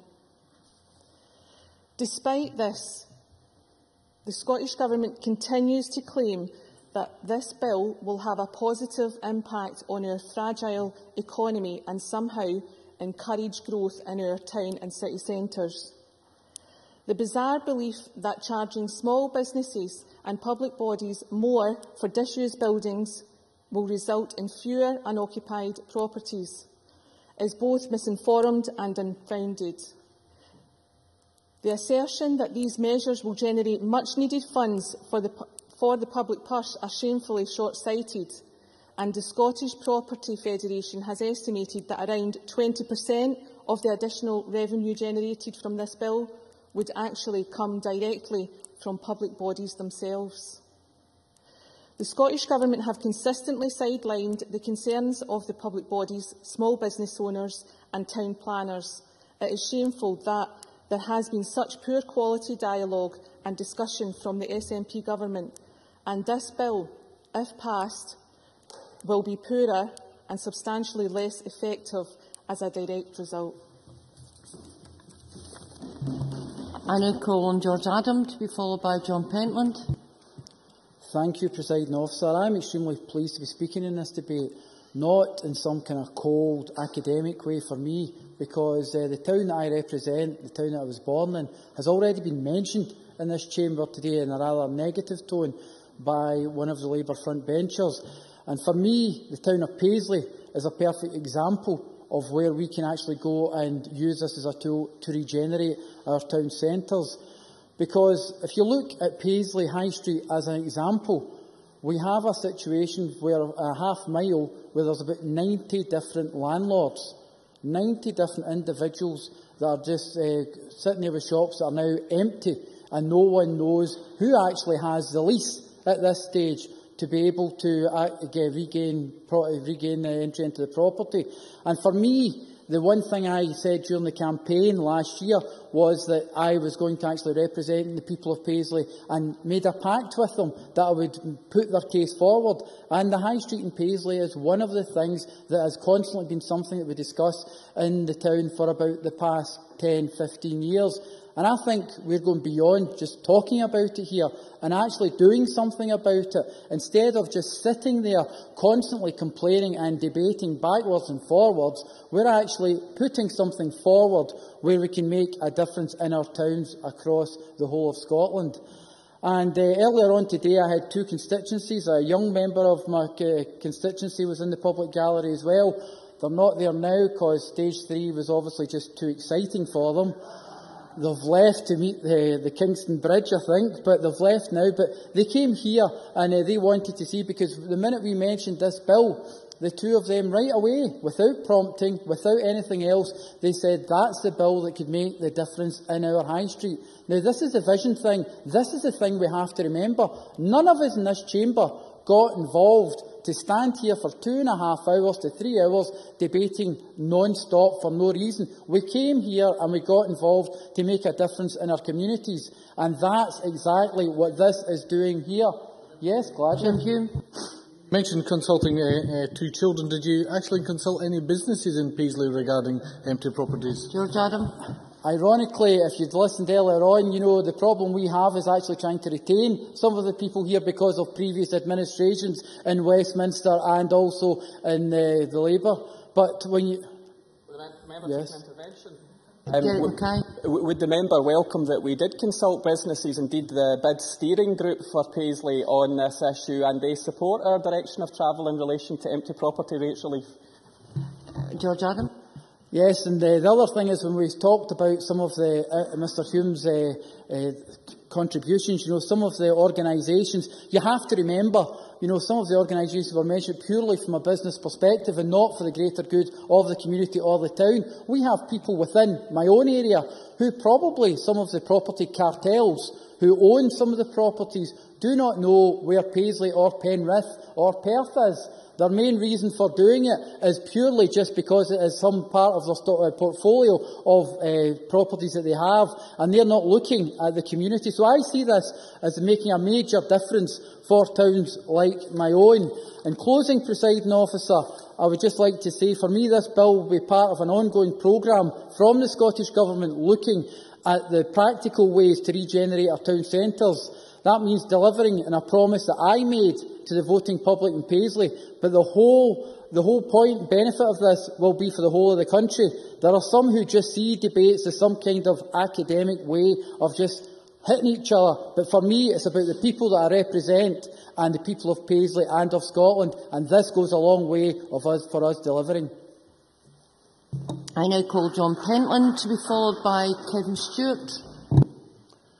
Thank you, Presiding Officer. While I supported the objectives of the bill, I have not been convinced that it will achieve those objectives. The lack of evidence and the shakiness of some of the assumptions underpinning the bill are such that the jury is still out on its effectiveness, and indeed whether some actions could be counterproductive. As I previously indicated, I am very disappointed by the way in which this bill has been handled. It is disrespectful of our democracy and to our Parliament. Is it acceptable that the Scottish Government promises to supply information on finance to assist Stage 2 deliberations, which are not received until the evening before the committee meets to debate the amendments? That was far too late to shed light on issues that had a bearing on the writing of those amendments, and it followed a late response at Stage 1 and difficulties obtaining the Finance Committee's assessment. We also had to contend with committee changes at Stage 2, with new members who had not been involved in the evidence gathering and debate. It should also be noted that reviews have been undertaken of business rates, local taxation and town centres, all of which have a bearing. Despite this, the reasonable request to give more time and to seek further information was given a short shrift. As a result, we are being pushed to sign a blank cheque with inadequate information about what it will be used for and what the impact will be. What does this say about the careful and proper consideration of legislation that we are supposed to undertake? It says that despite the battering it has already taken, this government is determined to further undermine and reduce its credibility to a new low. We are left with legislation that could have an adverse impact and do more harm than good. The affirmative procedure has been denied, but it is still possible to give the regulations proper scrutiny if the SNP members do not block it. So I say to them, don't be afraid. Accountability and scrutiny are supposed to be part of the democratic process. I now call on Kevin Stewart to be followed by Jim Hume. Thank you, Presiding Officer. Can I first of all start by thanking all of those folks who gave evidence to the Local Government and Regeneration Committee, to the members of that committee and to the clerking team. Can I say, Presiding Officer, that one of the most pleasurable aspects of dealing with this is that some of us undertake a trip to Shetland, where I think we gained a huge amount of knowledge in the short time that we were there. And I am really glad that today the Government has recognised the plight of Shetland Islands Council in this regard and have moved to try and alleviate some of the difficulties there. And I think that that is to be applauded, and it shows that the Government has listened to the Shetland case. I would also say that the Government has listened on a number of other issues too. I mean, I really, like George Adam, want to see empty properties back into use. 5,500 across Scotland is the target, and I hope that that is achieved. The Government listened in the fact that it has said that it will introduce the Fresh Start programme, a scheme which will operate similarly to the one that was introduced earlier in the year in Northern Ireland. It will provide 50% relief for 12 months to properties that are brought back into use after being empty for a year.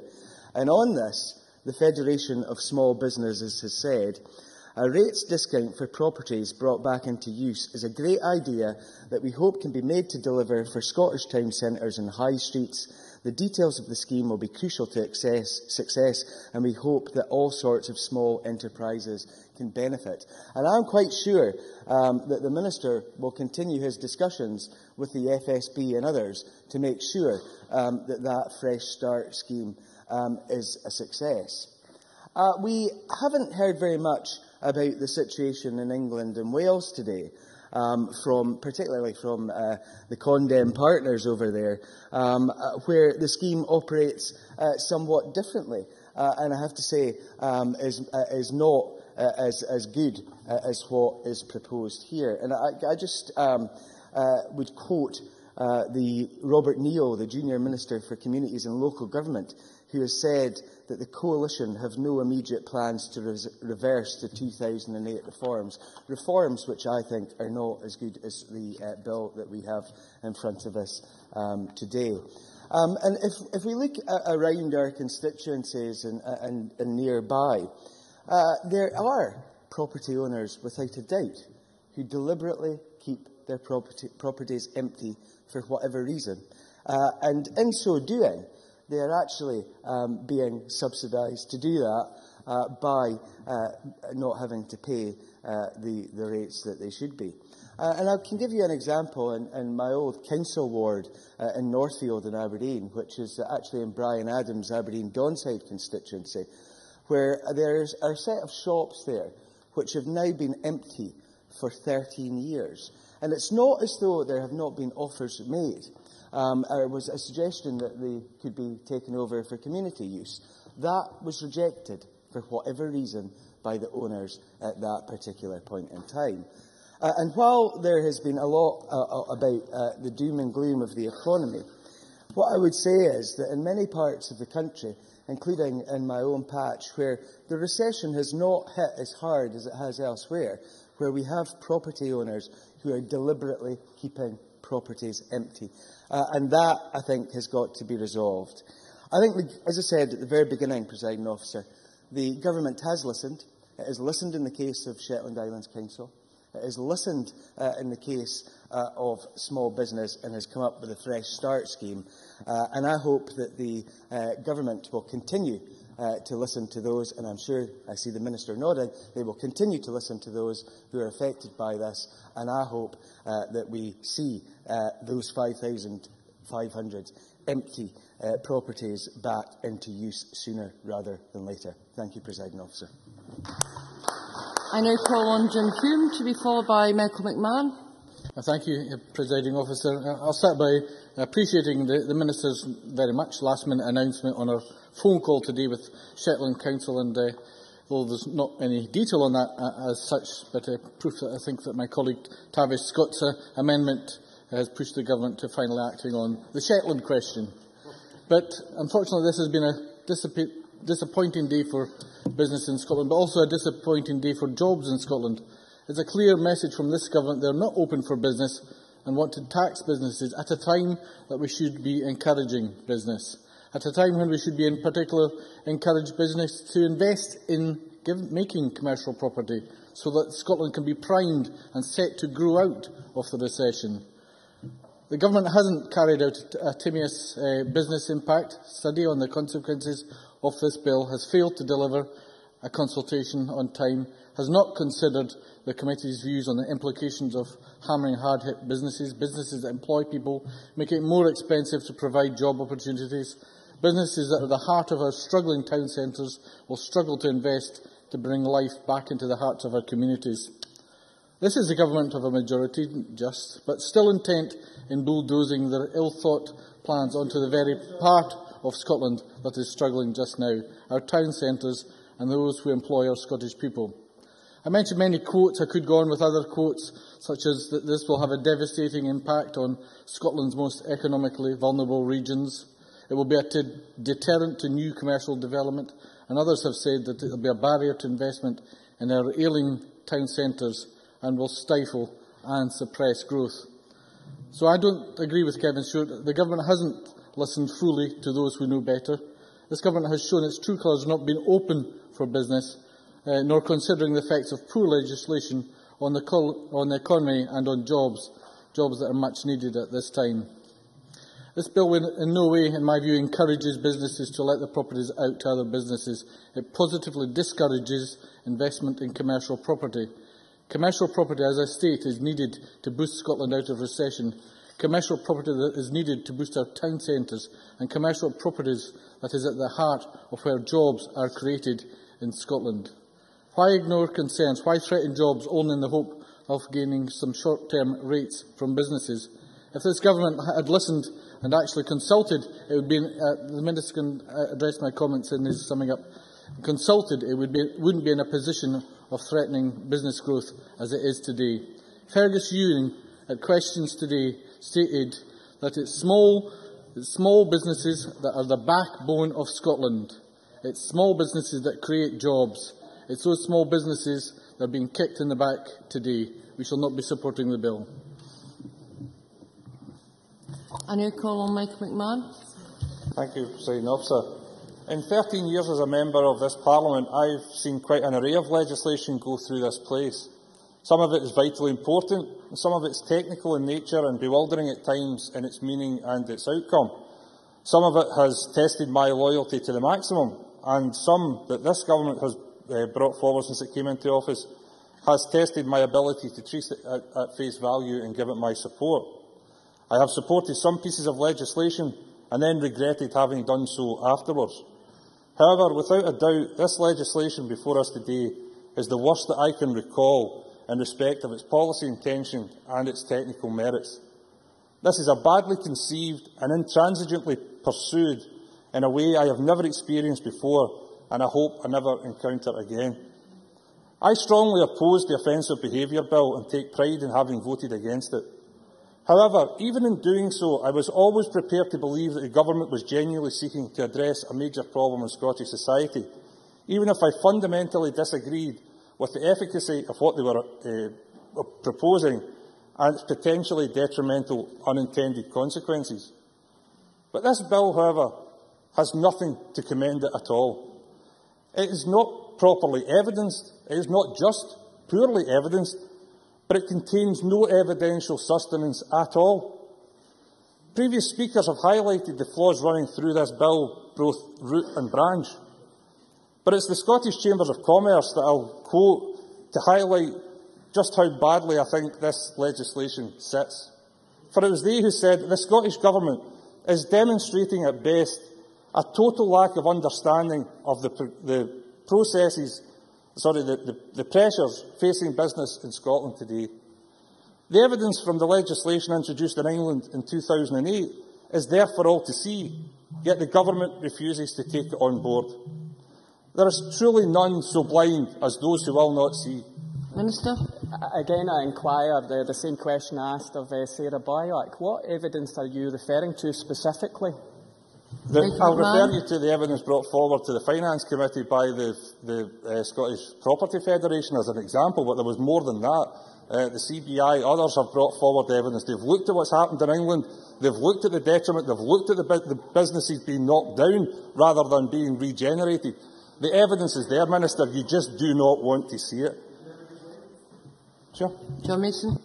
I thank the member for giving way. On referring to the Finance Committee and the evidence we had was that nobody knows in England whether the problems with property is because of the downturn in the economy or to do with this legislation. There is no evidence.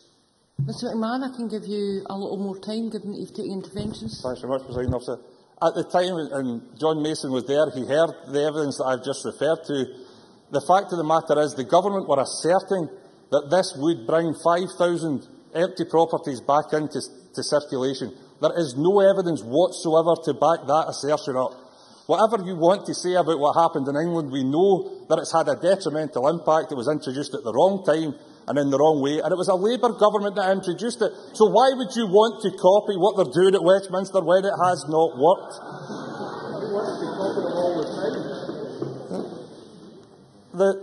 The fact is that the evidence that was brought to the Finance Committee was shot through with holes. It was created by false assumptions and downright mistakes in terms of the costings that were presented. And listening to the arguments put forward by the business community, local authorities and others, it clearly conveyed in this debate this afternoon, and has been reiterated, that in the absence of any credible rebuttal from the Scottish Government, there is no other outcome available to me today but to oppose it as vigorously as I can, and that I will do so. I now call on Gavin. We go to wind-up speeches. I now call on Gavin Brown. Mr Brown, you've got about 5 minutes. Thank you very much, Presiding Officer.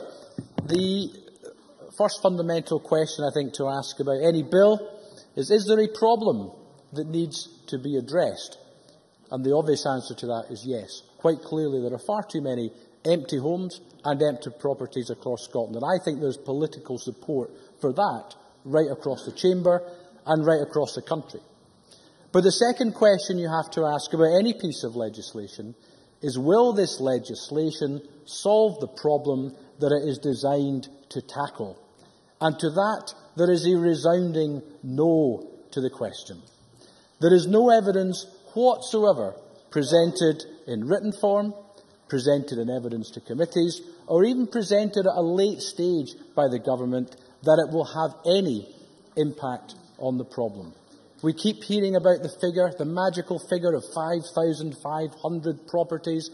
Kevin Stewart again repeated it, saying that this is the target to bring these 5,500 properties back into use. But when the Bill team were asked about the figure, they said clearly this: the 5,500 are the number of properties that will be affected by the increase in the tax. That's the number of properties that will be hit. That is not the number of properties that will be brought back into use. And I will accept an amendment at any time, even from Mark MacDonald, Presiding Officer, and happy to take his interjection. Mark MacDonald. Looking at this purely from a first principles perspective, does Mr Brown believe that the use of taxpayers' money to subsidise empty properties is a justifiable and good use of taxpayers' money? Gavin Brown. They keep using this term subsidising empty properties. Presiding Officer, the position is very clear. You have several thousand properties across Scotland where, because of the market conditions, the owners of those properties are unable to let them out or sell them.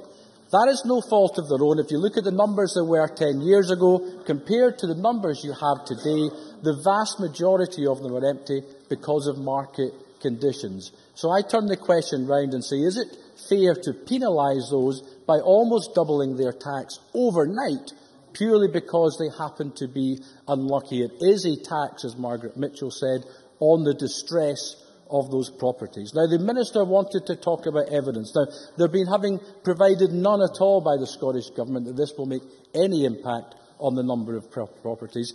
We had evidence after evidence after evidence across the Finance Committee and the Local Government Committee. I have read every single submission that was given to each committee, Presiding Officer.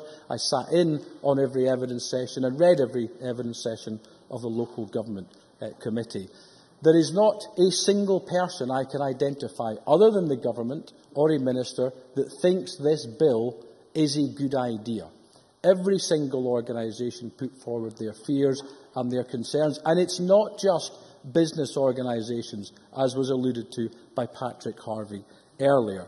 Included in those submissions, we have evidence from, obviously, the business organisations, as has been outlined. I won't repeat all of them, but it is pretty much all of them. You have organisations like the Town Centre Managers, the Enterprise Trust. COSLA were slightly cagey about it. You had councils such as Glasgow, Falkirk and Fife raise serious concerns about it. You even had an NHS body raising deep concerns about it, Presiding Officer. So for those reasons, there is a broad consensus against this bill, and the only people I can find who think it's a good idea are the Government and the team that presented to us. Sure, happy to give way again. Mark MacDonald. Indeed, earlier this afternoon, alongside Mr Brown's colleague Jackson Carwell, I was on the BBC on this subject, and they had spoken to representatives of the Aberdeen Business Improvement District, who welcomed this legislation and thought that it would be beneficial in bringing empty properties back into use. So perhaps Mr Brown would wish to take that on board when he makes his comments. Well, if that indeed is incorrect, perhaps they should have submitted evidence in relation to the bill when the bill was actually being considered, Presiding Officer. But I would be absolutely astonished if any business organisation actually thinks this will bring it back into use, because there is no evidence at all to suggest it will. Let's look at the Scottish Government's own enterprise body, Presiding Officer. Scottish Enterprise, who are they're charged with helping the economy and helping business across the country, with a fairly large budget with which to do so. They have 400 properties. 400 empty properties across Scotland as of yesterday that they are unable and have been unable to shift. If the enterprise body has 400 commercial properties that they're unable to shift, how on earth do we expect other smaller organisations and businesses to do so?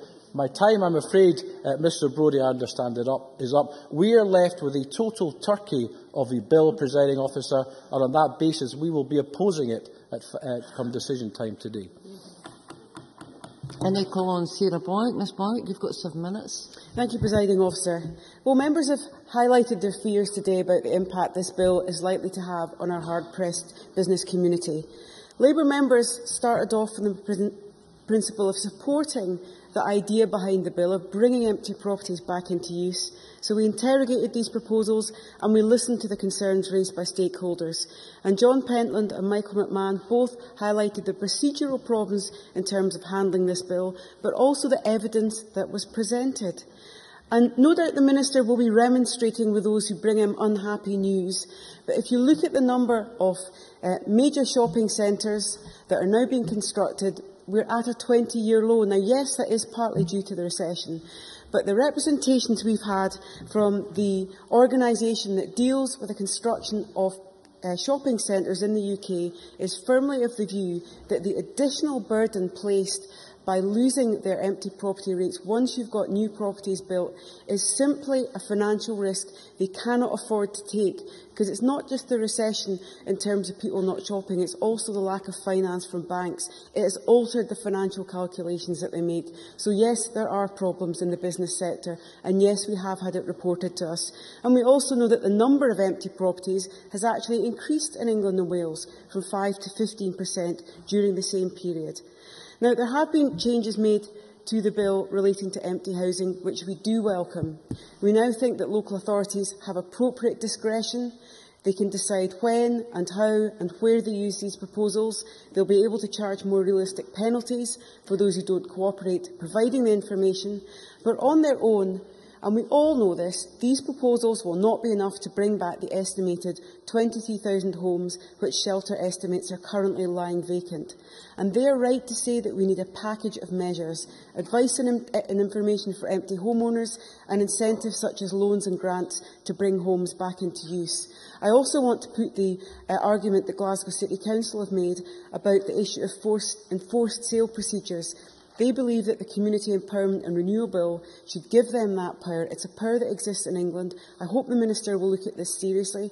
It doesn't require a public inquiry. It doesn't mean that the Council themselves have to actually own the property, but it does enable them in circumstances to force a property sale. I hope the Minister will look at that positively.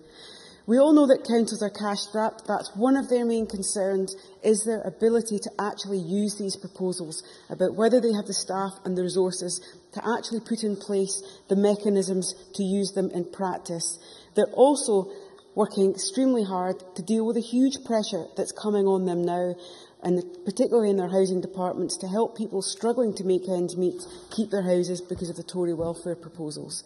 So these are the circumstances in which this legislation will be tested, and we question how extensively they will be used by local authorities. They won't be a magic bullet. One of the things the Scottish Government could do is to do more in terms of publicity and information, so that household owners are made aware of what the clauses are in these bills, so that it's drawn to their attention. I think that's something the Minister should make a commitment on. It will be crucial when the statutory instrument is passed by this Parliament, as it no doubt will be, that there is clarity to householders and other stakeholders affected, so that they understand what the process will be. Because of the massive unpopularity and the problems in the non-domestic rates side, I would suggest that the housing element of this bill has not received the same representation and lobbying as it might have done otherwise, and I think the Minister will have to make sure that there's maximum publicity and local authorities are supported through decent guidance as to how these statutory instruments will actually be implemented. I do want to observe that there is a supreme irony that the Scottish Government is using council tax, a tax that they don't believe in, a tax that they don't think is credible. They are using the council tax to bring empty homes back into productive use, when the Scottish Government is committed to abolishing that council tax. So I'd be interested to hear in his closing remarks how the Minister thinks abolishing the council tax and introducing the hated local income tax would be of use in the circumstance of bringing empty properties back into use. As many members have said, this bill contains fundamental flaws, and we think that the SNP should have taken the non-domestic rates element off the table. They should have properly explored that and then brought it back to this chamber. We know that this bill will get voted through tonight already, regardless of the representations made. The Minister won't get his 18 million. He's already revised it down to 16 million. But businesses will be taking the hit for this policy. It will make their struggle to get through the economic hard times we're living in and to create jobs. It will make that task harder. There have been some positive elements in the housing section, but they are not enough to make us vote for this bill tonight. The NDR proposals are fundamentally flawed, and the SNP government is letting the business community down by not being prepared to acknowledge the problems this bill will create. It's right that local authorities will have access to new powers on housing where they think it will make a positive difference. We believe the Scottish Government has set the potential increase too high, and we hope that local authorities will reflect on those views when they actually come to use this set of powers. Council flexibility and local strategic approaches will be absolutely vital, because these powers on their own will not be enough. Household owners will need support. People who have an empty property do not automatically have that property empty through an actual decision. There are many reasons why people's properties are not occupied, and people will need support in marketing their properties and in trying to gain tenants. So that's why we think a proper approach is going to be needed, and this bill will not be sufficient. The guidelines accompanying these proposals will be crucial, and the Scottish Government needs to get the detail right. But the key point here is that this is not going to be unfinished business for any of us. There are so many unanswered questions, there are so many concerns about these proposals, and the detail is going to be absolutely crucial. So I believe this is not going to be our last discussion on this bill. I believe we are going to have to come back to this in the future, because the bill will create more problems than it can ever actually solve, and it will be this Parliament's job to scrutinise the Minister's actions and to make sure that we put pressure on him that this bill will not be left where it is, that more action will be taken to give businesses and to give hard-pressed householders practical help, not just a problem with this bill. Thank you. I now call on Derek Mackay to wind up the debate. Minister, I would consider it a favour if you would continue until 5:29. And, Presiding Officer, I would consider it a pleasure to continue until that time. And with those popular opening remarks, can I begin with the least controversial part of the bill, the housing support grant that Shetland Island Council has benefited from, indeed will continue to benefit from as a result of the offer made to the Council and accepted by the Council leader. And I would say to Tavish Scott, who's not here at the moment, it just goes to show how strong ministerial assurances are in the Scottish Government that we can deliver on our promises as we have done in this instance. And just as I believe that the policy intention of the other elements of the bill will be delivered too, there is a great deal of consensus around the empty homes action. And it is right that local authorities have the discretion to choose which level is appropriate to their local circumstance. Anne McTaggart made the point that maybe 50% is more appropriate in some circumstances, but it will be for local authorities to choose whether they apply 0, 50% or 100% on top of the council tax for empty properties. But of course it was suggested that we haven't taken many of the opposition's comments on board. But in fact, at stage 2, I moved a number of amendments in the government's name that were a consequence of listening to stage 1 and other contributions to the debate. And that was one example where we capped the council tax addition at 100% at the request of the appropriate committee. But clearly, Sarah Boyack asked about the local income tax, and we will consult on that as part of this term in office. And of course, we would want to look at any policy implication, including how we bring further properties back into use. On the more controversial subject of empty commercial properties, we must tackle blight here, particularly in our town centres, and I am still at a loss why the opposition don't get the rationale that it's simply unfair for a government to make it cheaper to keep properties closed than it is to open them up for economic regeneration in local communities.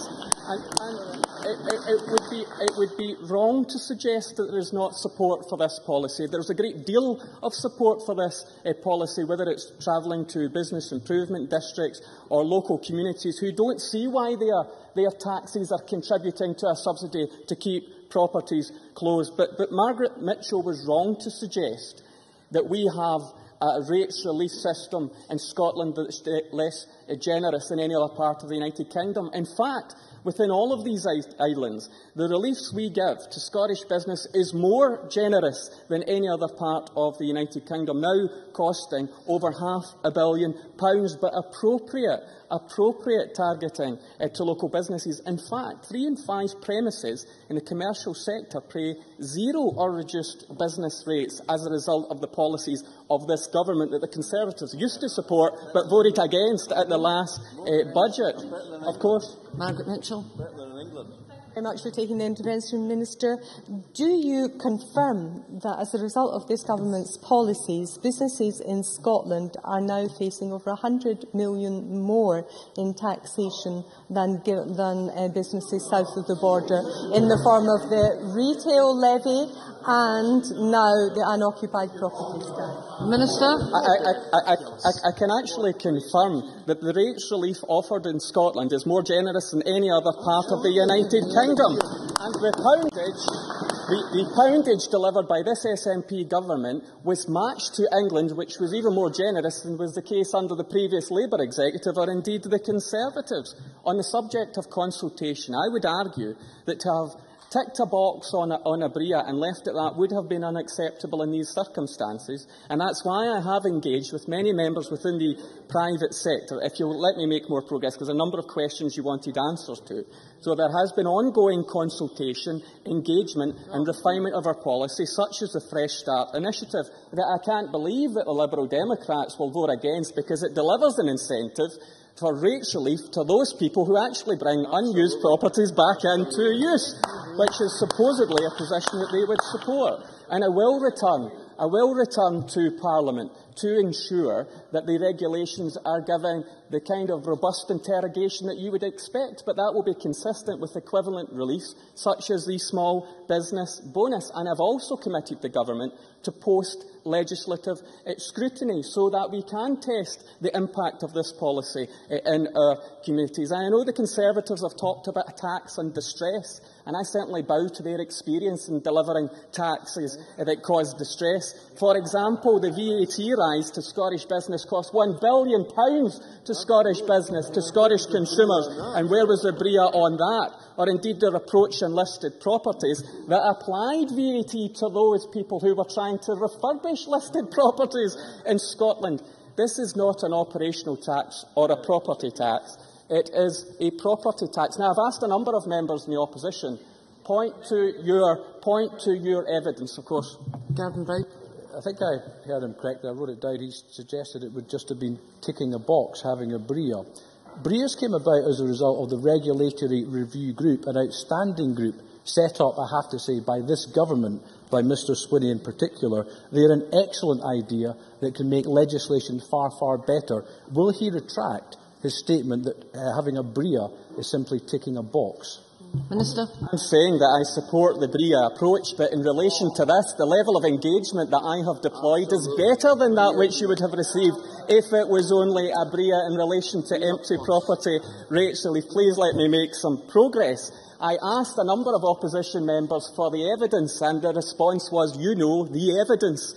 Well, I have looked at the evidence, including a number of papers, particularly the evidence that Margaret Mitchell wanted me to look at, which was the RICS research and the particular Lambert-Smith-Hampton report, and identified there was an impact in England.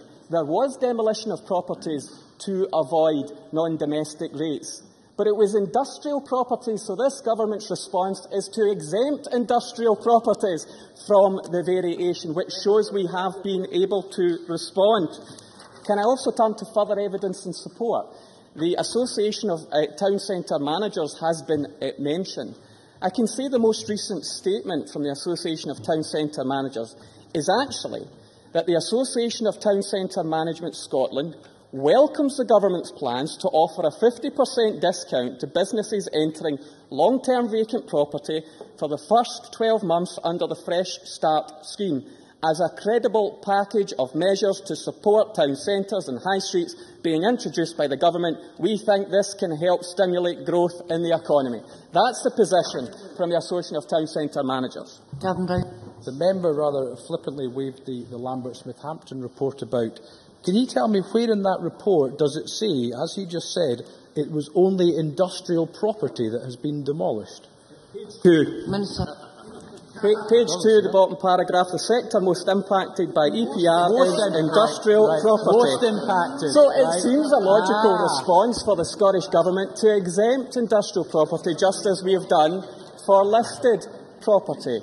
Our range of reliefs will still be more generous than any other part of the United Kingdom and have cited other areas of support. But of course it was the Conservatives' own command paper, the Conservatives' own government, who said there was no evidence to suggest that the variation caused any disturbance within the private sector because of the other factors that were in play. Indeed, to change the policy would be unaffordable. Can I say of the Labour Party, though, I think your response is most disappointing from this respect. This is about incentivising the use of empty properties, and it is also about saving as well, because the £2.3 billion that's raised through non-domestic rates goes to public services.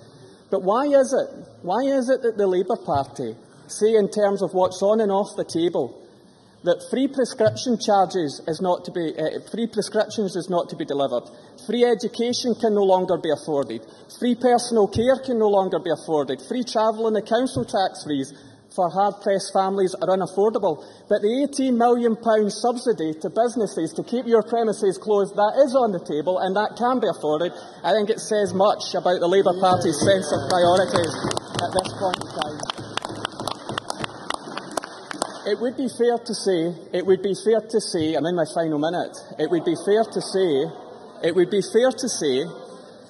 that a policy in terms of empty property rates relief that was invented by the Labour Party, continued by the Conservatives and the Liberals, is not one that the SNP government would naturally feel a sense to adopt. And we haven't adopted it in the form that it affected England. We've refined the policy.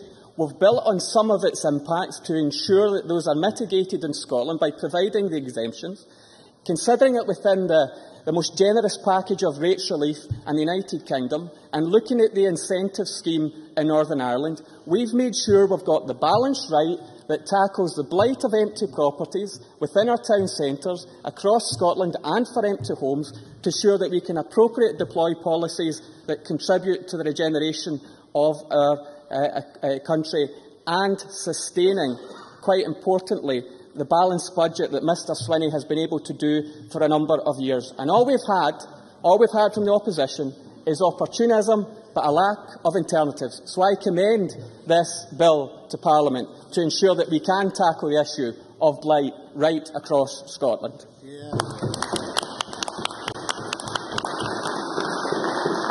That concludes the debate on the Local Government Finance, Unoccupied Properties, etc. Scotland Bill. It's now time to move to the next item of business, which is consideration of a business motion number 4613 in the name of Joe Fitzpatrick on behalf of the Parliamentary Bureau setting out a business programme. I'd ask any member who wishes to speak against the motion to press the request to speak button now. And I call on Joe Fitzpatrick to move motion number 4613. Formally moved. No member is asked to speak against the motion, therefore I will now put the question to the Chamber. The question is that motion number 4613 in the name of Joe Fitzpatrick be agreed to. Are we all agreed? The motion is therefore agreed to. The next item of business is consideration of a Parliamentary Bureau motion. I would ask Joe Fitzpatrick to move motion number 4614 on approval of an SSI. Formally moved. The question on this motion will be put at decision time. There are two questions to be put as a result of today's business. The first question is that motion number 4598 in the name of Derek Mackay on the Local Government Finance, Unoccupied Properties, etc. Scotland Bill be agreed to. Are we all agreed? Yes. The Parliament is not agreed, therefore we'll move to a vote. Members should cast the votes now.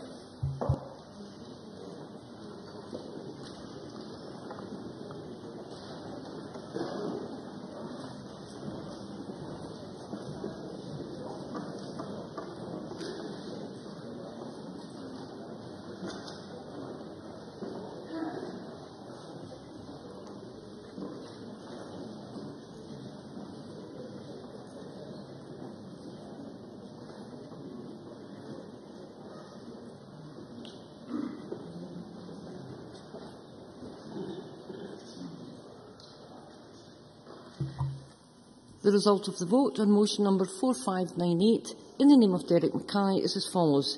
Yes, 66. No, 20. There were 32 abstentions. The motion is therefore agreed to, and the Local Government Finance, Unoccupied Properties, etc. Scotland Bill is agreed to.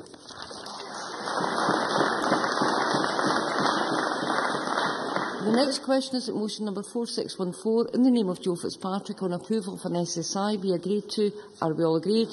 Yes. The motion is therefore agreed to.